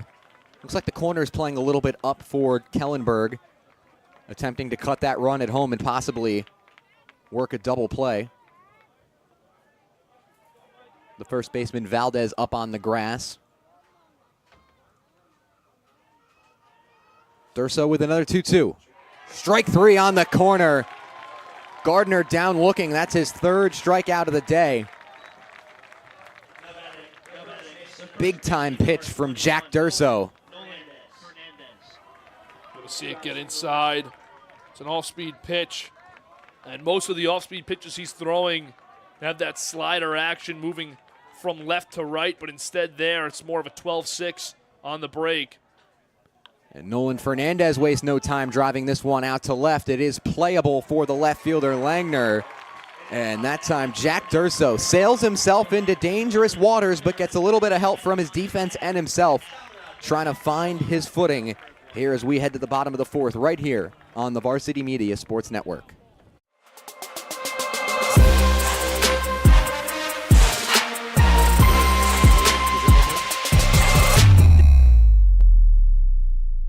Varsity Media is now opening up our schedule to any team looking to be on a sportscast. Watching yourself on camera is okay, but hearing your name on a Varsity Media sportscast is like you're a pro. And look at this opportunity. Feldman behind. Jersey pulled. Feldman! Feldman! The loose ball, Keyshawn White has it. He's just going to let it fly. Oh! Keyshawn White from half court. That is cash. What a way to end the third quarter. Look at this. Merrill. No slide. No problem. Gary Merrill goes top corner. Varsity Media offers sports coverage for any sport, and our coverage airs live and on demand so everyone can watch the game. Now is the time to be a star on Varsity Media. Contact us to book a sportscast today at 516-403-2050 or email ben@varsitymedia.net. High school sports fans, Varsity Media is the exclusive live stream partner of Nassau County Championships. To live stream fall, winter, and spring championship events, head to varsitymediapass.com to order. Now accessible on smart TVs. Varsity Media is your home for the Nassau County Championships. Don't forget to subscribe to our YouTube channel for upcoming schedules and content, and on social media @Varsity Media. Back here at University Field, here on the campus of Hofstra University. Your score, Kellenberg 1, Chaminade 1. We head to the home half of inning number 4, where Nick Sweeney, the Flyer pitcher, really found himself in that third inning. 3 straight groundouts, wasting absolutely no time. Yeah, now only 40 pitches, and for comparison, Durso, 84 pitches so far in this game. I love watching Sweeney pitch, though. It's my kind of pitcher. Just attack the zone, fill it up. Just misses there. And he'll pitch to his counterpart, Jack Durso, who will attempt to help himself. Grounded out back in the first inning. Sliced it foul behind the plate. For those just joining us in this 1-1 ball game, Chaminade nearly had a chance to break this one open just a half inning ago, but Durso stranded the bases loaded with some really timely pitching. Trying to command that breaking ball as he fires one over to first base, but leaping up to make the catch is Nolan Fernandez. Hot shot. First baseman's ready for it. Fernandez, great reactionary play. And again, I mean, Sweeney are going to give up hard contact. It's the nature of the game. But he's trusting it. You have to trust that there's a lot of ground covered, that your defenders are going to make plays. That's how you keep your count low and you keep yourself working. Well, when I talked to the Flyer head coach, Patrick Kemp, earlier this week, he said that Nolan Fernandez, despite his proficiency at the plate, is one of the best defensive first basemen he's ever seen play. And that time, Fernandez flashes the leather for out number 1. Just a split second to react, and he makes the play. 0-1 the count. Big wave and a miss from Lavaca. Sweeney continuing to jump ahead of these Kellenberg hitters now.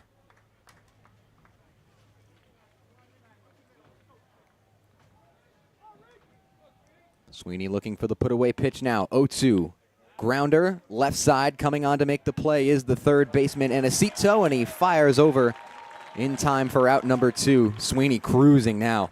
Really nice play, NSCHSAA. He kind of has it bobble in his glove for a moment, but he doesn't hesitate, makes the play, makes it look as smooth as possible. And now 2 away. This is just great work from Sweeney. And you expect him with Langner here, just go right back at him, continue to pound away, embrace contact. Well, dating back to the second inning, Sweeney has retired 6 straight. Could be 7 here, and he hasn't struck a single batter out in that span.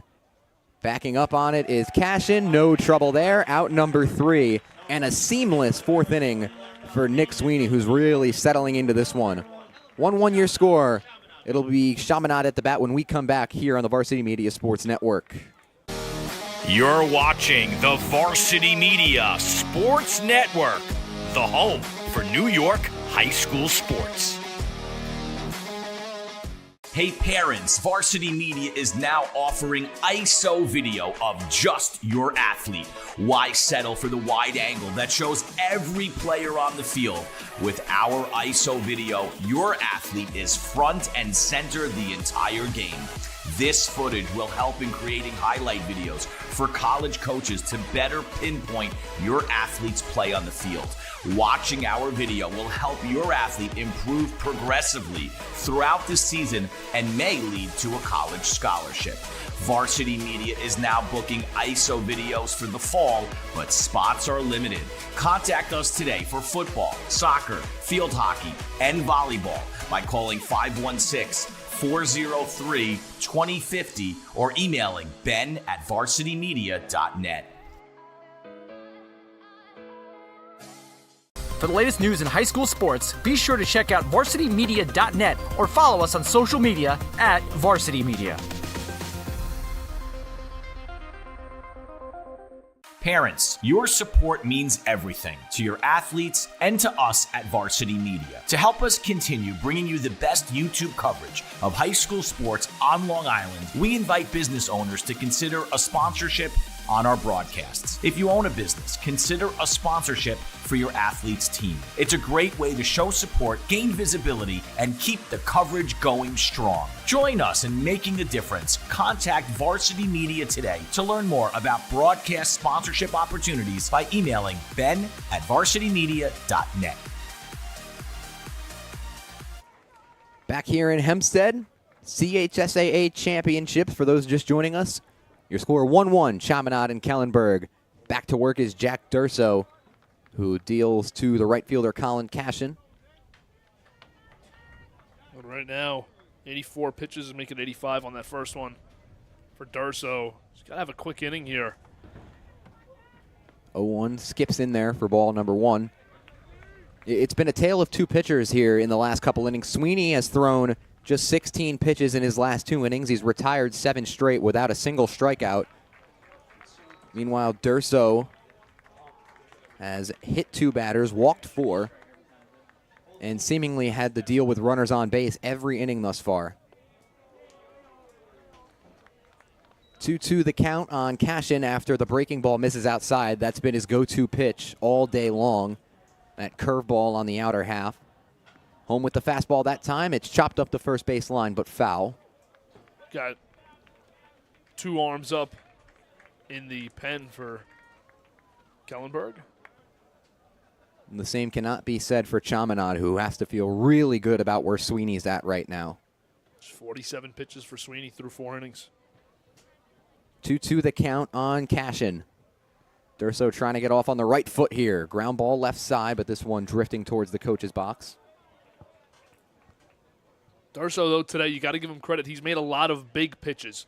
Granted, he's put himself into spots that he has to make big pitches, but you still have to make them, and you can still see his greatness as a pitcher in those moments.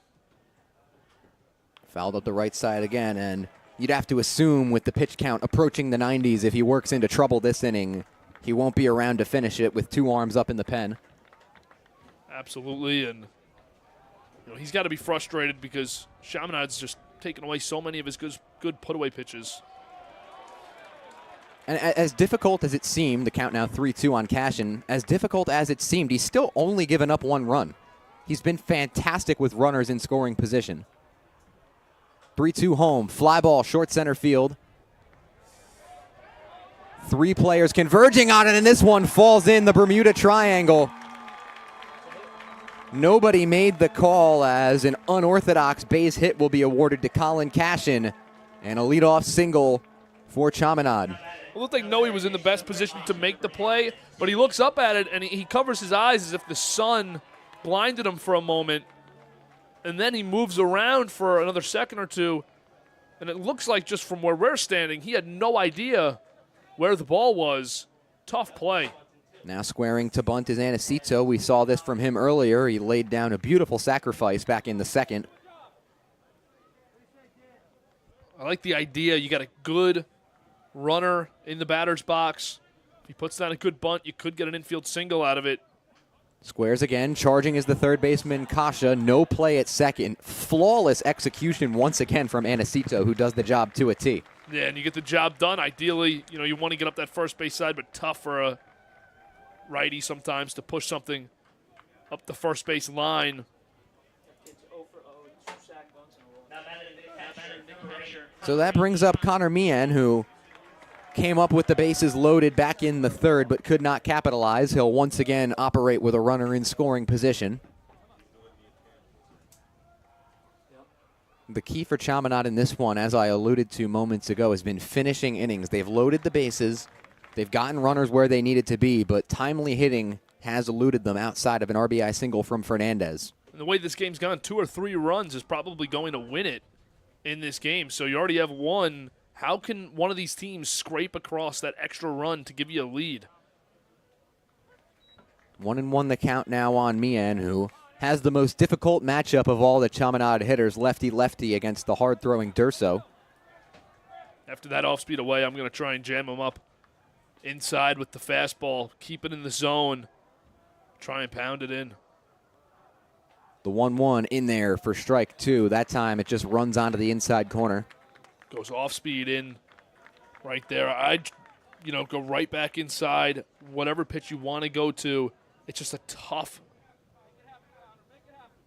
pitch for a lefty hitter to catch up with against Durso. 4 strikeouts for Durso, looking to make it 5 here on the 1-2 as Meehan stays alive with a foul ball up the right side. Just continuing to do what these Flyers hitters have done all day long. Battle, battle, battle when these 2 strike counts. Chaminade first base coach, nice play. Runs over, snags it right in front of the dugout. Lefty grab, pulls it in, a little smile after. Flash towards the crowd.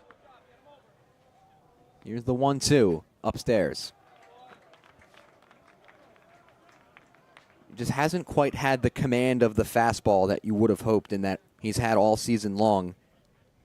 As you mentioned earlier, the breaking ball has seemingly been his go-to pitch when he's needed a strike. Chaminade hasn't given him a chance to try and settle in either, fighting off so many good pitches. Goes back to the curveball there, chopped in front of the plate. PFP, and he bobbles it. There will be no play at first. Cashin scurries on over to third, and they're cornered with 1 down in the 5th. That ball was hit with a weird spin on it. You could see it spinning sideways. It wasn't just straight forward. It was a corkscrew. And right here, you can get a look. See how as it moves towards third base, it's tough to pick up with the bare hand. But that is a backbreaker for Durso. And now with 1 out, the time might be now for Chaminade to get that run in. Durso will remain in the game for the time being. Here's Jake Madsen, 3rd time up. 0 for 2 today with a ground out and a fly out, both to the right side. There goes the runner. The throw is cut off. And now the double play out of order. That's a big steal for Connor Meehan. Easy steal for Meehan, too, because you're always going to call it. You know you're getting the guy to second after you've already seen Kellenberg reveal their first and third play. They run it again. Easy second and third, 1 out. First base opened up. Madsen takes a strike. You can afford to be a little bit cautious with Madsen here to pick up the force at any base. And more importantly, a potential double play. The 0-2 lined hard towards that bullpen. Watch out over there. Solid contact from Madsen there.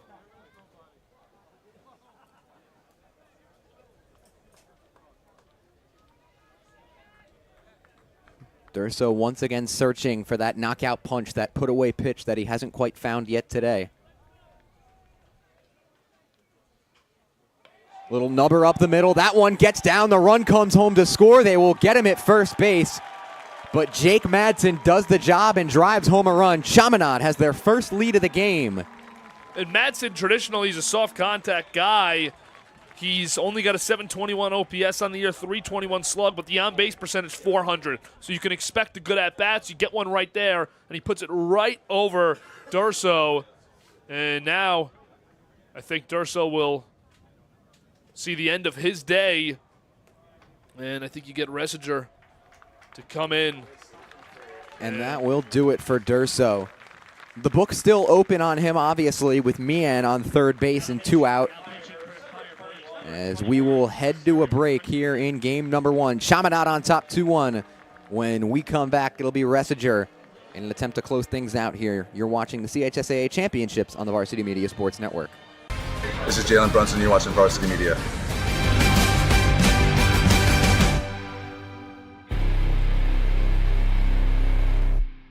It's time to book a Varsity Media Sportscast and get on the big stage. A Varsity Media Sportscast is seen by thousands of people, both live and on demand, from friends and family all over the world to prospective college coaches. Our announcers will help tell the story of your team and your athletes. There is no bigger stage to be on than Varsity Media. Book a sportscast today by contacting Varsity Media. Are you a local business looking for new and creative ways to promote your company? Varsity Media offers affordable rates that can get your message across to a demographic of 18 to 54 years of age. Our follower base across social media is 75,000 strong, and our viewership numbers per game are in the thousands. Don't blow your advertising budget on old staples like TV and radio media. Reach out to Varsity Media to get the best bang for your buck. For all the latest Varsity Media updates, including our game schedules, be sure to follow us on social media at Varsity Media, the home for New York high school sports.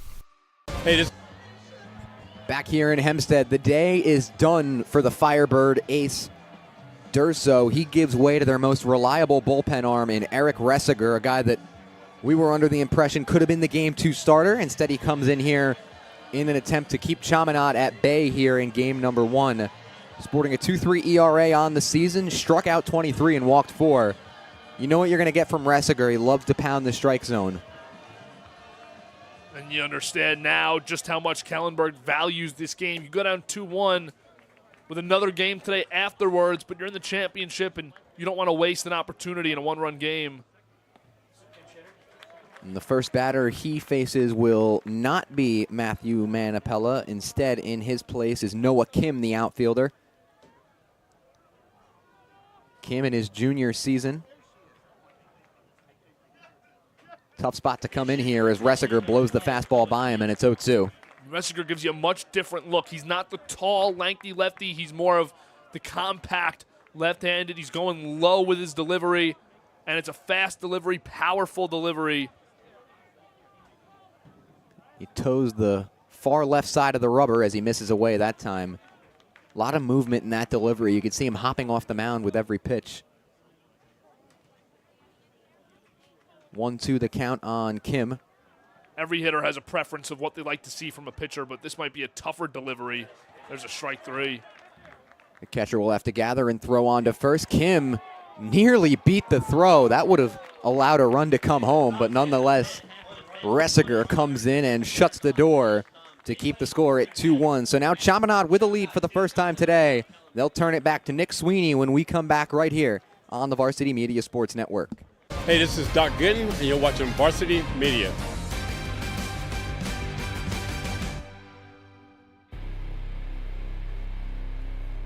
When it comes to live streaming, Varsity Media does it all. Athletic events, concerts, musicals, graduations, even weddings.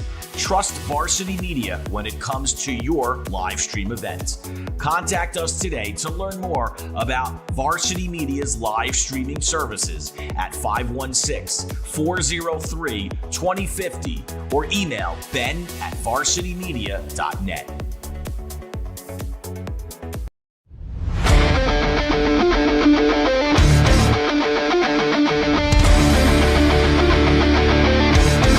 He's got room to go.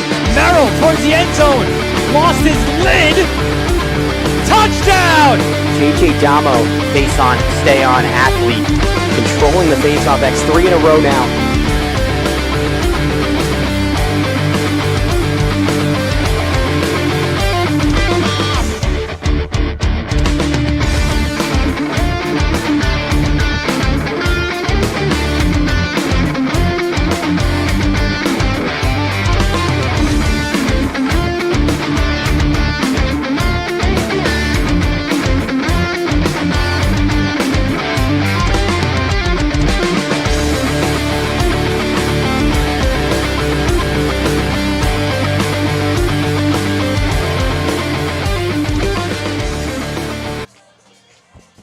Back here at University Field, where we have entered the latter stages of this Game 1 of the championship series. And for the first time today, big Nick Sweeney pitching with a lead. Chaminade claimed a 2-1 advantage back in the top half of this inning. And Sweeney has just been excellent as of late. Yeah, and this is the first time he's going to come out here and pitch with a lead today. He's got the 2-1 advantage. That's sometimes when it gets a little tougher because Kellenberg is going to come out with a good sense of urgency now that maybe we haven't seen in the tie game. There can sometimes be a subconscious complacency throughout your lineup when you're in a pitcher's duel, but now you're down one. Guys are going to have to really up the energy, up the ante on the at-bats. And for Sweeney, only 47 pitches through 4 innings. He's got plenty of time left to go in this game if he keeps it clean. A chance of finishing this first game on his own. For Durso on the other side of things, he maxed out at 105, the Catholic League cap. So Kellenberg's on to pitcher number 2. And you never know with Resiger, he could pitch the second game of the day too. Start that game, so we'll see how they play it. It'll be 7-8-9 for the Firebirds. Leading things off is the catcher, Mike Cotto. Pops it up on the infield. Drifting into foul territory, is NSCHSAA. No trouble there. 1 away. Just love the approach from Sweeney. This is how it's done. Tough pitches in the zone. Get hitters to swing when you're pounding it, but they're so tough to actually square up and do something with. He's got a really bright future, just a sophomore. Unfazed by the big moment as well as he misses outside to Fessler. The last 8 batters to come to the plate against Sweeney. Fly out, ground out, ground out. Pop out, ground out, and 2 pop outs. Just incredible as of late, and he's ahead of another hitter here. And everybody wants to be the strikeout guy, which always is a great pitcher, but it takes you, on average, somewhere between 4 and 6 pitches to strike a guy out. Sweeney, much more efficient getting early contact through those first 2 or 3 pitches of an at-bat. That time he misses upstairs. Count is now 2-1.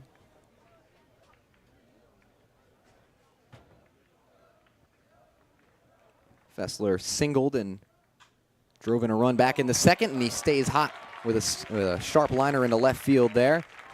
Much needed single to break up the rhythm of Sweeney by Kellenberg that time. Yeah, needed to. This defense and Sweeney were just rolling basically on cruise control. And now it starts to bring that mental game back in. Fessler, a nice year, 379 on base. Definitely a guy you want at the bottom of your order to serve as that second leadoff man like we saw earlier with Naraki. Line shot towards the middle, bobbled by Anderson, and that is a fantastic heads-up play to turn the double play. They might call an infield fly here, though.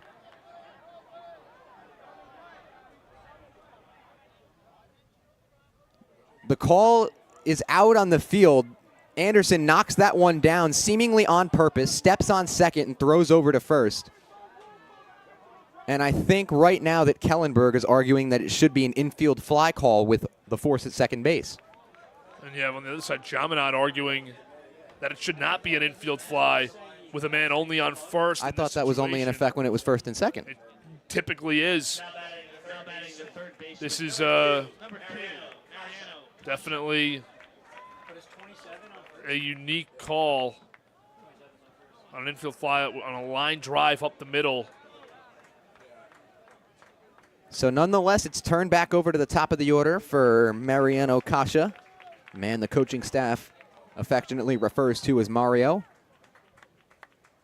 Still yet to get in the hit column today. 2 really hard outs, though, to Colin Anderson both times. I don't think I've ever seen an infield fly get called on that play. We've seen a few guys make those plays becoming more common. Middle infielders getting so smart with it. I don't think I've ever seen an infield fly get called with the man on first, 1 out on a line drive up the middle. Regardless, just such a heads-up play by Anderson. He has been the full package at shortstop today. Fantastic in the field, good on the bases, timely hitting. He's also been hit by a pair of fastballs from Durso. 3-0 the count that time. Sweeney, rare for him to fall behind 3-0, but he finds the zone 3-1 and will attempt to work his way back into the count.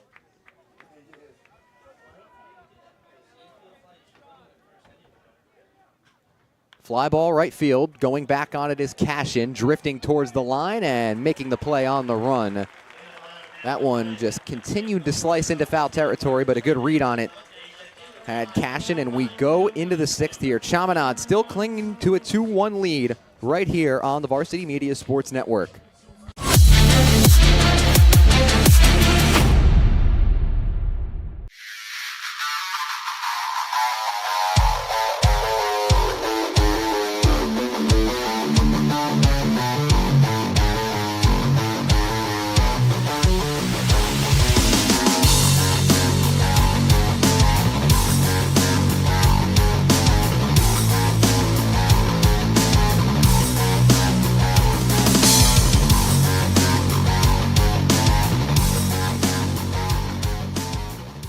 Parents, your support means everything to your athletes and to us at Varsity Media. To help us continue bringing you the best YouTube coverage of high school sports on Long Island, we invite business owners to consider a sponsorship on our broadcasts. If you own a business, consider a sponsorship for your athlete's team. It's a great way to show support, gain visibility, and keep the coverage going strong. Join us in making a difference. Contact Varsity Media today to learn more about broadcast sponsorship opportunities by emailing ben@varsitymedia.net.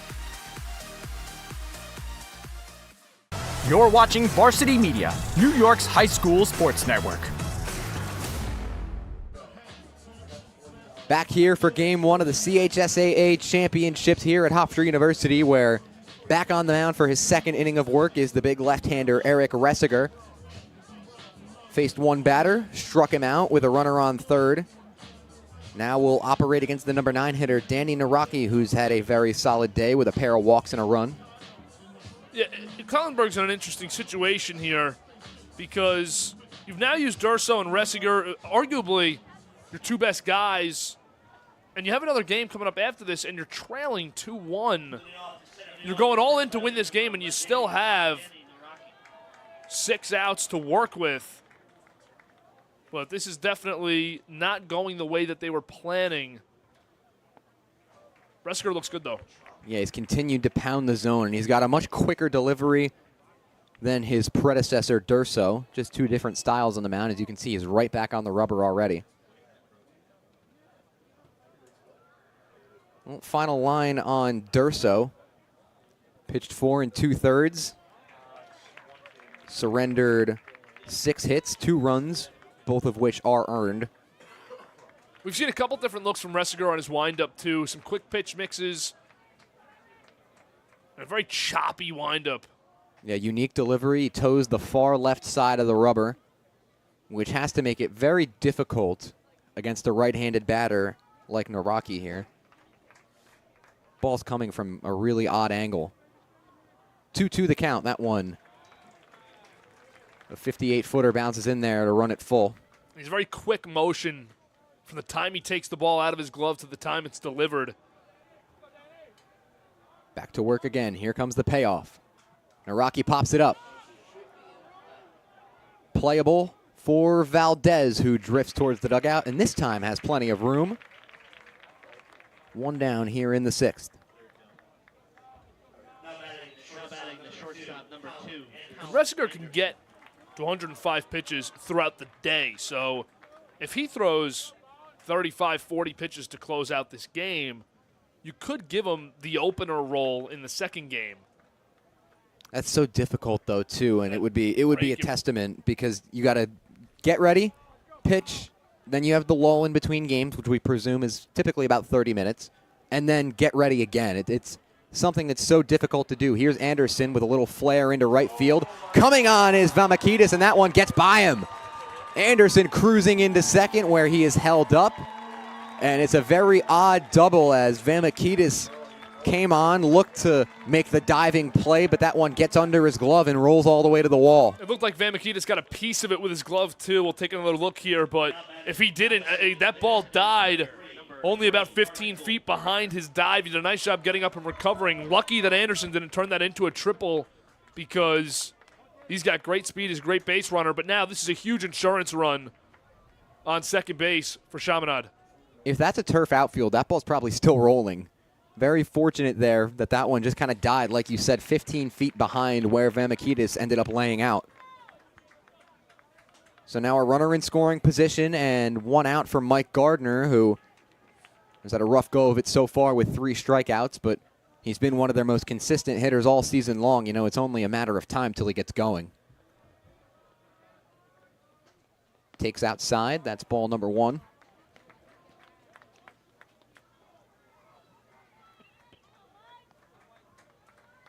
Gardner, a preseason all Long Island selection, and has certainly backed up that selection with his play. 327, 2 homers, 6 extra base hits on the season. Here's another little flare into short right field. This time, Vamakidis has time to camp under it. Tagging now is Anderson. The throw, one hops into third, and it is not in time. Fantastic heads-up base running once again by Colin Anderson. He has just done it all today. They're throwing it back to second here just to see if he tagged up in time, and the umpires will say he did a good job. Definitely was close. Anderson's a great base runner. Now the first baseman, number 21. Anderson very quick. As we mentioned, he's stolen 21 bases this season. That's a team best. And now in comes Nolan Fernandez, who's responsible for driving in one of the 2 flyer runs. He'll have another shot at this one. First time seeing Ressiger. And he wastes no time. Pops it up on the infield, out towards second base. Noe and Valdez converge on it. Valdez makes the call and puts that one away. No trouble that time for Kellenberg as we go to the bottom half of inning number 6. Still a 2-1 ball game. 6 outs to work with for the Firebirds right here on the Varsity Media Sports Network.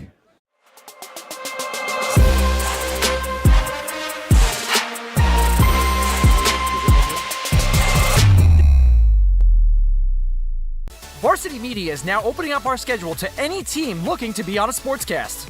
Watching yourself on camera is okay, but hearing your name on a Varsity Media Sportscast is like you're a pro. And look at this opportunity. Feldman behind. Jersey pulled. Feldman! Feldman! The loose ball, Keyshawn White has it. He's just going to let it fly. Oh! Keyshawn White from half court. That is cash. What a way to end the third quarter. Look at this. Merrill. No slide. No problem. Gary Merrill goes top corner. Varsity Media offers sports coverage for any sport, and our coverage airs live and on demand so everyone can watch the game. Now is the time to be a star on Varsity Media. Contact us to book a sportscast today at 516-403-2050 or email ben@varsitymedia.net.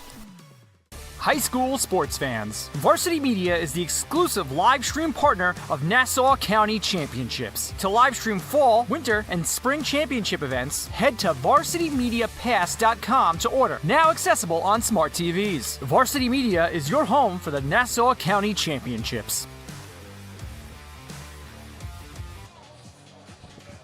Back here for the home half of inning number 6 as time begins to run out on the Kellenberg Firebirds here. Nick Sweeney into his 6th inning of work. He has been absolutely stellar today. Just 1 run allowed and 4 hits across 5 innings of work.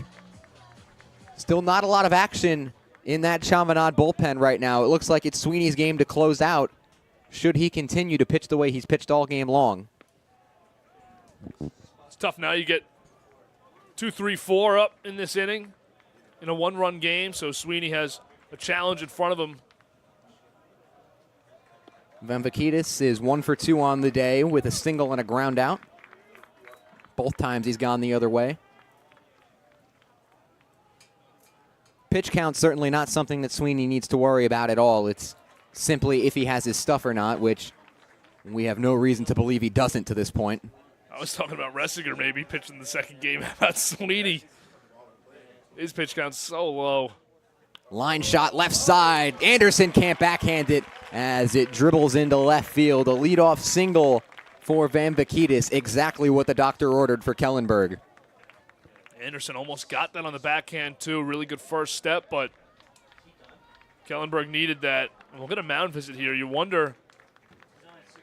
It looks like that's going to be it with the way the whole dugout is kind of emptying out and applauding Sweeney here. 62 pitches for Sweeney, wraps his day up. Sophomore pitcher, and, you know, coach is just thinking there's a better option here out of the pen, and sometimes you give up that first hit. You can see how a guy's progressing throughout a game. Sweeney, even though they've only scored 2 runs, he's had a lot of innings where he's sitting in the dugout a long time. Everybody standing and applauding Nick Sweeney here as he exits stage right, as the Flyers will attempt to turn to their bullpen to close things out. We'll be back in just a moment. You're watching the Varsity Media Sports Network, the home for New York high school sports. Hey parents, Varsity Media is now offering ISO video of just your athlete. Why settle for the wide angle that shows every player on the field? With our ISO video, your athlete is front and center the entire game. This footage will help in creating highlight videos for college coaches to better pinpoint your athlete's play on the field. Watching our video will help your athlete improve progressively throughout the season and may lead to a college scholarship. Varsity Media is now booking ISO videos for the fall, but spots are limited. Contact us today for football, soccer, field hockey, and volleyball by calling 516-403-2050 or emailing ben@varsitymedia.net. For the latest news in high school sports, be sure to check out varsitymedia.net or follow us on social media at Varsity Media.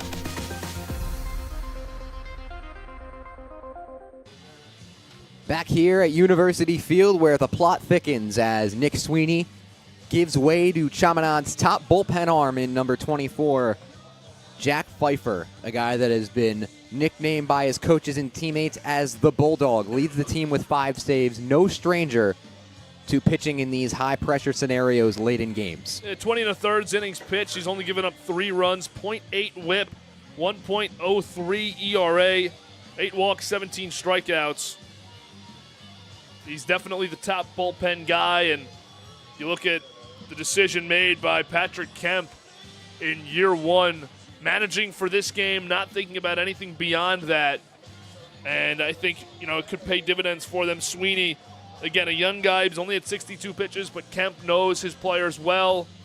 And Sweeney had a nice walk off the field there, a couple hugs with teammates, great round of applause from the crowd, a great crowd here at Hofstra University, and a great outing for Sweeney. Leaves the game with a lead, hopes to leave with a win. Yeah, I think the folks kind of recognize to get that from a sophomore on this stage, simply tremendous.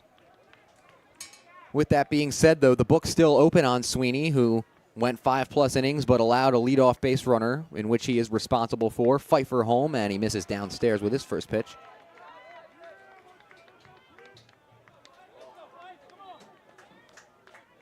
Pfeiffer's pitched 20 1/3 this season.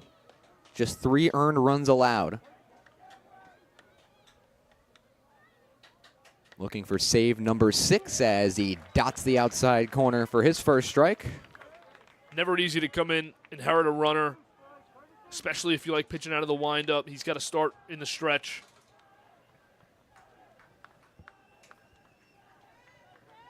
From the stretch he comes. There goes the runner. The throw onto second base is in time. Connor Meehan with an absolute strike to second base as he guns down Van Vakitis. It was worth a try for Kellenberg. Great throw down and a terrific tag made by Colin Anderson. High throw sometimes makes the tag a little tough. You got to wait until that's in your pocket and then you swipe it down. Good job slapping that on. Big out. So Kellenberg tries to catch the new pitcher sleeping to no avail. Van Vakitis is caught stealing, and there's nobody on, and one down here now with a 3-1 count to Valdez. Right down the middle for strike two, and it's run full. That was an excellent tag, as you mentioned, by Anderson. The throw was upstairs. He did a great job swiping it down. The throw did beat Van Vakitis by a few feet. Swing and a miss, strike three. Pfeiffer just gasses it. Bulldog, fitting nickname for this kid. And now get Durso up to bat. A chance to help his cause. Started this game, only gives up 2. That's a nice pitch. Great movement, moving right to left for the strikeout. Off speed that still has a lot of. Durso attacks the first pitch and lines this one into short left field for a single. He's on base for the first time today as they make solid contact against Pfeiffer. It's a really nice job by Durso to go the other way. Durso relieved of his pitching duties, but still an ever-dangerous bat with an average up around 300. That'll bring up Lavaca, who has scored Kellenberg's only run back in the second. And you get the pinch runner for Durso. It'll be Borey.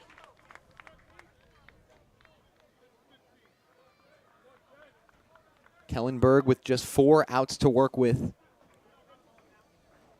Chasing down a 2-1 deficit. Pfeiffer looking to slam the door. You wonder if with 2 outs any thought goes to stealing after you've already been thrown out on the bases in this inning. You don't want to end an inning down at second, but you got great speed there now. Obviously, a man on second changes the entire outlook of the inning. Single would score him, but risky. Foul ball up the right side. Pfeiffer did have the same thought as you moments ago as he checked on Durso. Or excuse me, that's the pinch runner, Borey. And you see Pfeiffer's delivery. He's always in the stretch, but it's different with the runner on. Very quick, not much of a leg lift. Still gets a lot of velocity behind that fastball. Has him behind it again as it's fouled up the right side, 0-2. You got to use your back leg really properly with a lot of power and a lot of drive in order to create the velocity that Pfeiffer's creating. Chaminade crowd egging on Pfeiffer now. He's ahead 0-2. High fly ball into center, playable for Naraki. 3 players converging on it, and Cashin calls him off to make the catch. So Pfeiffer works his way through the 6th after inheriting the first runner. The door is now closed on Nick Sweeney. Fantastic pitching from the Chaminade Flyers as they look to move to a 1-0 series lead right here on the Varsity Media Sports Network. This is Jalen Brunson. You're watching Varsity Media.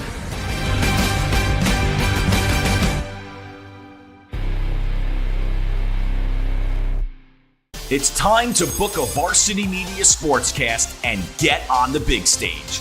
A Varsity Media Sportscast is seen by thousands of people, both live and on demand, from friends and family all over the world to prospective college coaches. Our announcers will help tell the story of your team and your athletes. There is no bigger stage to be on than Varsity Media. Book a sportscast today by contacting Varsity Media.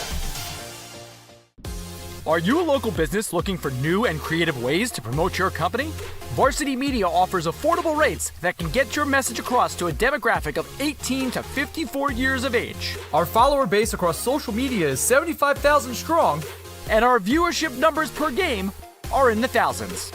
Don't blow your advertising budget on old staples like TV and radio media. Reach out to Varsity Media to get the best bang for your buck. For all the latest Varsity Media updates, including our game schedules, be sure to follow us on social media at Varsity Media, the home for New York high school sports. Back here at University Field, where it's the last chance for a little bit of insurance for Chaminade as they nurse a 2-1 lead here in the top of the 7th. It'll be the heart of the order, 4-5-6, Cashin and Acito Meehan against the left-hander Eric Ressiger, who has been very solid in relief of Jack Durso. Yeah, this is a big inning for Chaminade. I think you really want to look to get another run in. Cashin will lead things off. He has been fantastic today. 2 singles. He's stolen a base, came around to score a run as well. One of the best cleanup hitters in the conference, proving his mettle once more today as he's ahead 0-2, or 2-0. Haven't seen Ressiger fall behind many flyer batters in his brief stint on the mound in this one.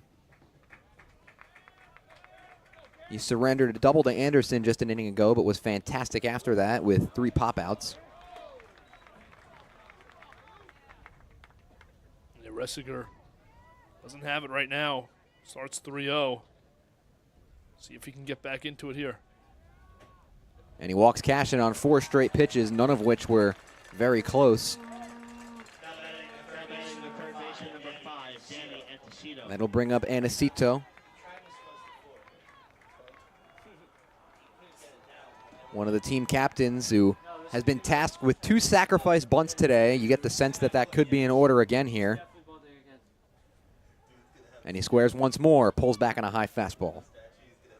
And his bunts have been great today. He's poked 2 perfect ones right up that third base line. You could see Kosha anticipating it there. A solid 10 feet in front of the lip. Now they check on the runner at first. Cashin back standing up. Good pickoff move. Almost had him. He was only 2.5 steps off the bag. Yeah, Chaminade's a team that's stolen a lot of bases this season, but it's been tough to do so against 2 left-handers as they go after him again. Nothing brewing there, though.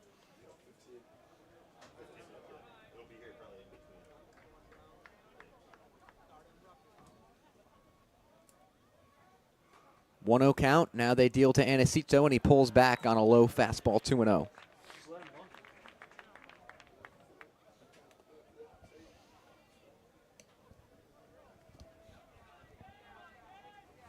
Well, when he's not tasked with bunting, Anacito has been a very solid hitter, up over 250 on the season. As that time he takes strike 1. It's a good idea there. Go off speed. Ressiger decides to throw the off speed pitch. A lot of movement. This time he puts it up the right side, and you can't do it any better than Danny Anacito has done it today. 3 absolutely textbook sacrifice bunts as he moves the runner over to second base, and he's fired up. He's had 3 of the biggest at-bats of the whole day. He's got a walk to go along with them. You look at the stat sheet post-game, 0 for 0 in his outing. Partially responsible for one of the runs back in inning number 5 as he bunted over Cashin, who later came around to score. You want to talk about a team player? You want to talk about knowing your role? Talk about Danny Anacito and the job he's done today. Especially for a senior, a talented one, too. Now they're looking to bunt again as Meehan pulls back. And Meehan there, I think you're just seeing the corners were playing pretty far back, maybe trying to capitalize on that, but I wonder if he goes back to it with this pitch. 1-0 the count. And that time he swings away, just playing a little bit of mind games perhaps with Ressiger. It's 1-1. Good crowd that's come out in full force here at Hofstra University. A lot of fans scattered up along that berm in left center or left field. They check on the runner now. They deal home, and that one upstairs. Ressiger tried to pull the string.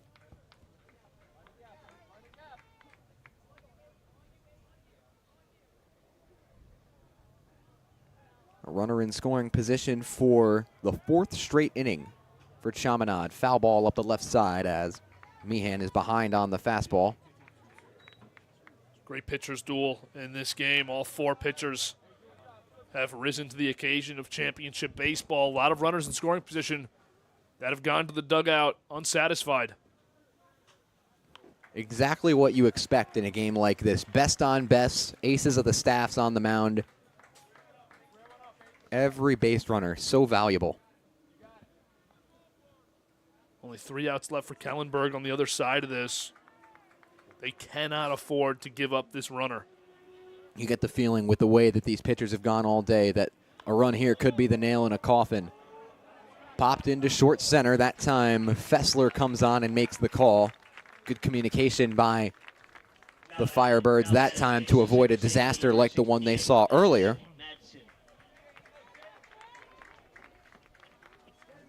That'll bring up Jake Madsen. 0 for 3 on the day. 2 ground outs and a fly out.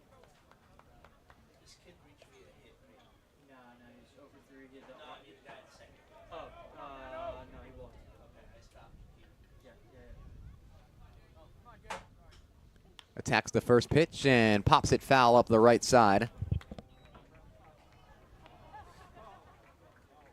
Ressiger, a guy that they've definitely made work so far, but we also could potentially see at some point in game 2 with the way the pitch count has worked itself out. 105 the maximum. It does feel like it's becoming a long shot, though, as this inning continues to have longer at-bats. There goes the runner. The throw bounces into the plate, so there will be no attempt at third base. Cashin moves up. He's 90 feet away with his 4th stolen base of the season. Great job, off-speed count, jumping early. Move over, and now anything that's a hit is going to score. In the dirt. They'll check over to first base, but it didn't look like he went around, and the count moves to 2-1.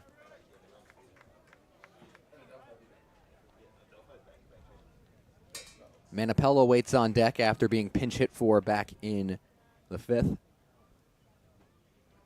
On the corner for strike 2. Great pitch there from Ressiger.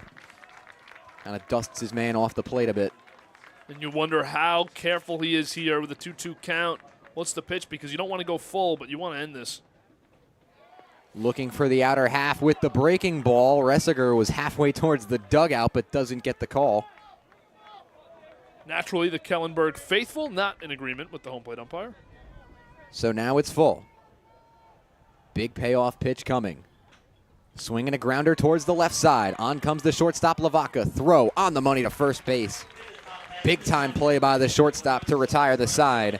And we go to the bottom of the 7th. Last chance for Kellenberg against Ben Pfeiffer when we come back here on the Varsity Media Sports Network. Hey, this is Doc Gooden, and you're watching Varsity Media.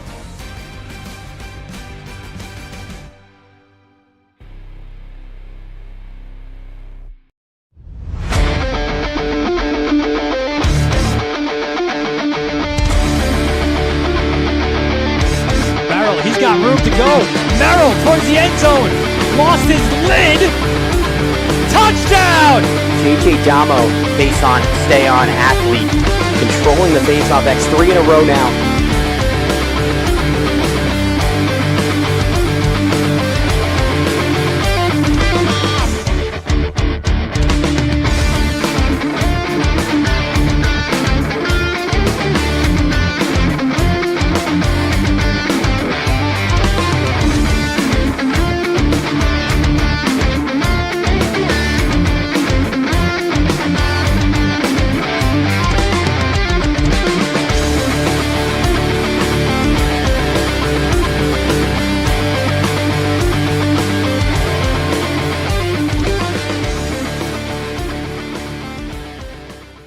When it comes to live streaming, Varsity Media does it all. Athletic events, concerts, musicals, graduations, even weddings. Trust Varsity Media when it comes to your live stream event. Contact us today to learn more about Varsity Media's live streaming services at 516-403-2050 or email ben@varsitymedia.net. Last chance for the Kellenberg Firebirds if they want to avoid falling into a 1-0 series hole. And it'll have to be the bottom of the order that comes through against Big Ben Pfeiffer here. Six-hitter Ryan Langer will attempt to get the rally started. Pfeiffer home, first pitch on the corner. He has been precise in the early stages of his outing today. Pfeiffer, an absolute dog out there. Again, that nickname, the Bulldog, perfectly fitting. Great closer. Line softly towards the right side. There is the second baseman, Madsen, and he flips it over to first. One away. Dream start to the seventh for Pfeiffer. Now down to their final 2 outs. Tough reality for Kellenberg setting in right now. Still a chance to tie this, obviously, in just a 1-run game. But you've used arguably your 2 best pitchers, including your definitive ace in Durso, the Miami commit. And you're trailing 2-1 in a game that Chaminade's just outpitched you. Here's Michael Cotto, the catcher. Working on a 1-for-2 day. Singled back in the second, popped up back in the fifth.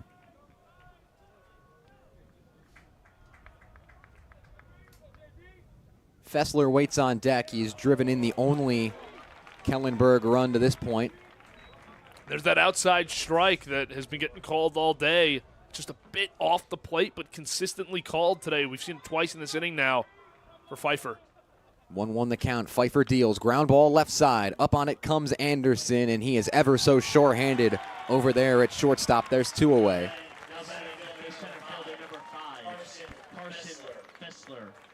So now the last hope for the Firebirds here in Game 1 is Carson Fessler.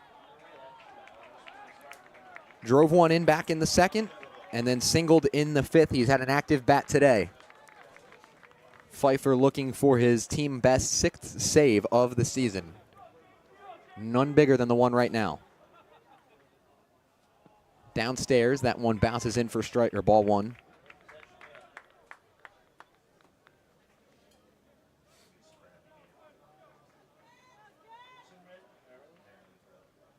Andrew Noe waits on deck. Down the middle for strike 1. Fantastic pitch from Pfeiffer that time. Again, Pfeiffer, 5 saves this year, leads the team. Lowest whip among qualified pitchers for Chaminade, .83. Here comes Pfeiffer. That one off the plate for ball 2. Once again, much like his predecessor, Sweeney, favoring the outer half. Saw that, too, on the other side of things with Durso. He really wanted to try and feast on that outside part of the plate. That one runs inside for ball 3. A hitter's count now for Fessler. Interesting to see how Fessler approaches this. Do you take and pick a spot? That's what I think I'd be doing here. Pick your spot. If it's there, you're swinging. Right down Broadway to fill up the count. And you don't swing at that pitch you were taking the whole time, trying to get something on base. But now, high pressure down to your final strike and a 3-2 count both ways, because you don't want to give up a walk here if you're Pfeiffer. Biggest pitch of the day. Here comes Pfeiffer. Ground ball up the middle could do it. Anderson comes on, fires across his body, and it's in time to seal game number 1 for Chaminade. Great win for Chaminade, but the important thing for both of these squads alike is you have to wipe the first game. You have another one coming up today. You cannot think about the first game after the next 2 or 3 minutes. For Kellenberg, can't be down about it. For Chaminade, can't be up about it for too long, because you have another great challenge and great opportunity on the way in about half an hour. The story of the game, Nick Sweeney sets the table, and Ben Pfeiffer slams the door. Jack Pfeiffer, slams the door for a 2-1 win for Chaminade here in Game 1. We will be back very shortly with Game 2, which could potentially see a champion crowned right here on the Varsity Media Sports Network. We want to thank our executive producer, Ben Turchin, our technical director for the day, Chris Sweeney, obviously my partner, Kevin Bunk, and our 2 camera operators, Kevin Catalanato and Tony DeMasso. We'll be back with you very shortly for Game 2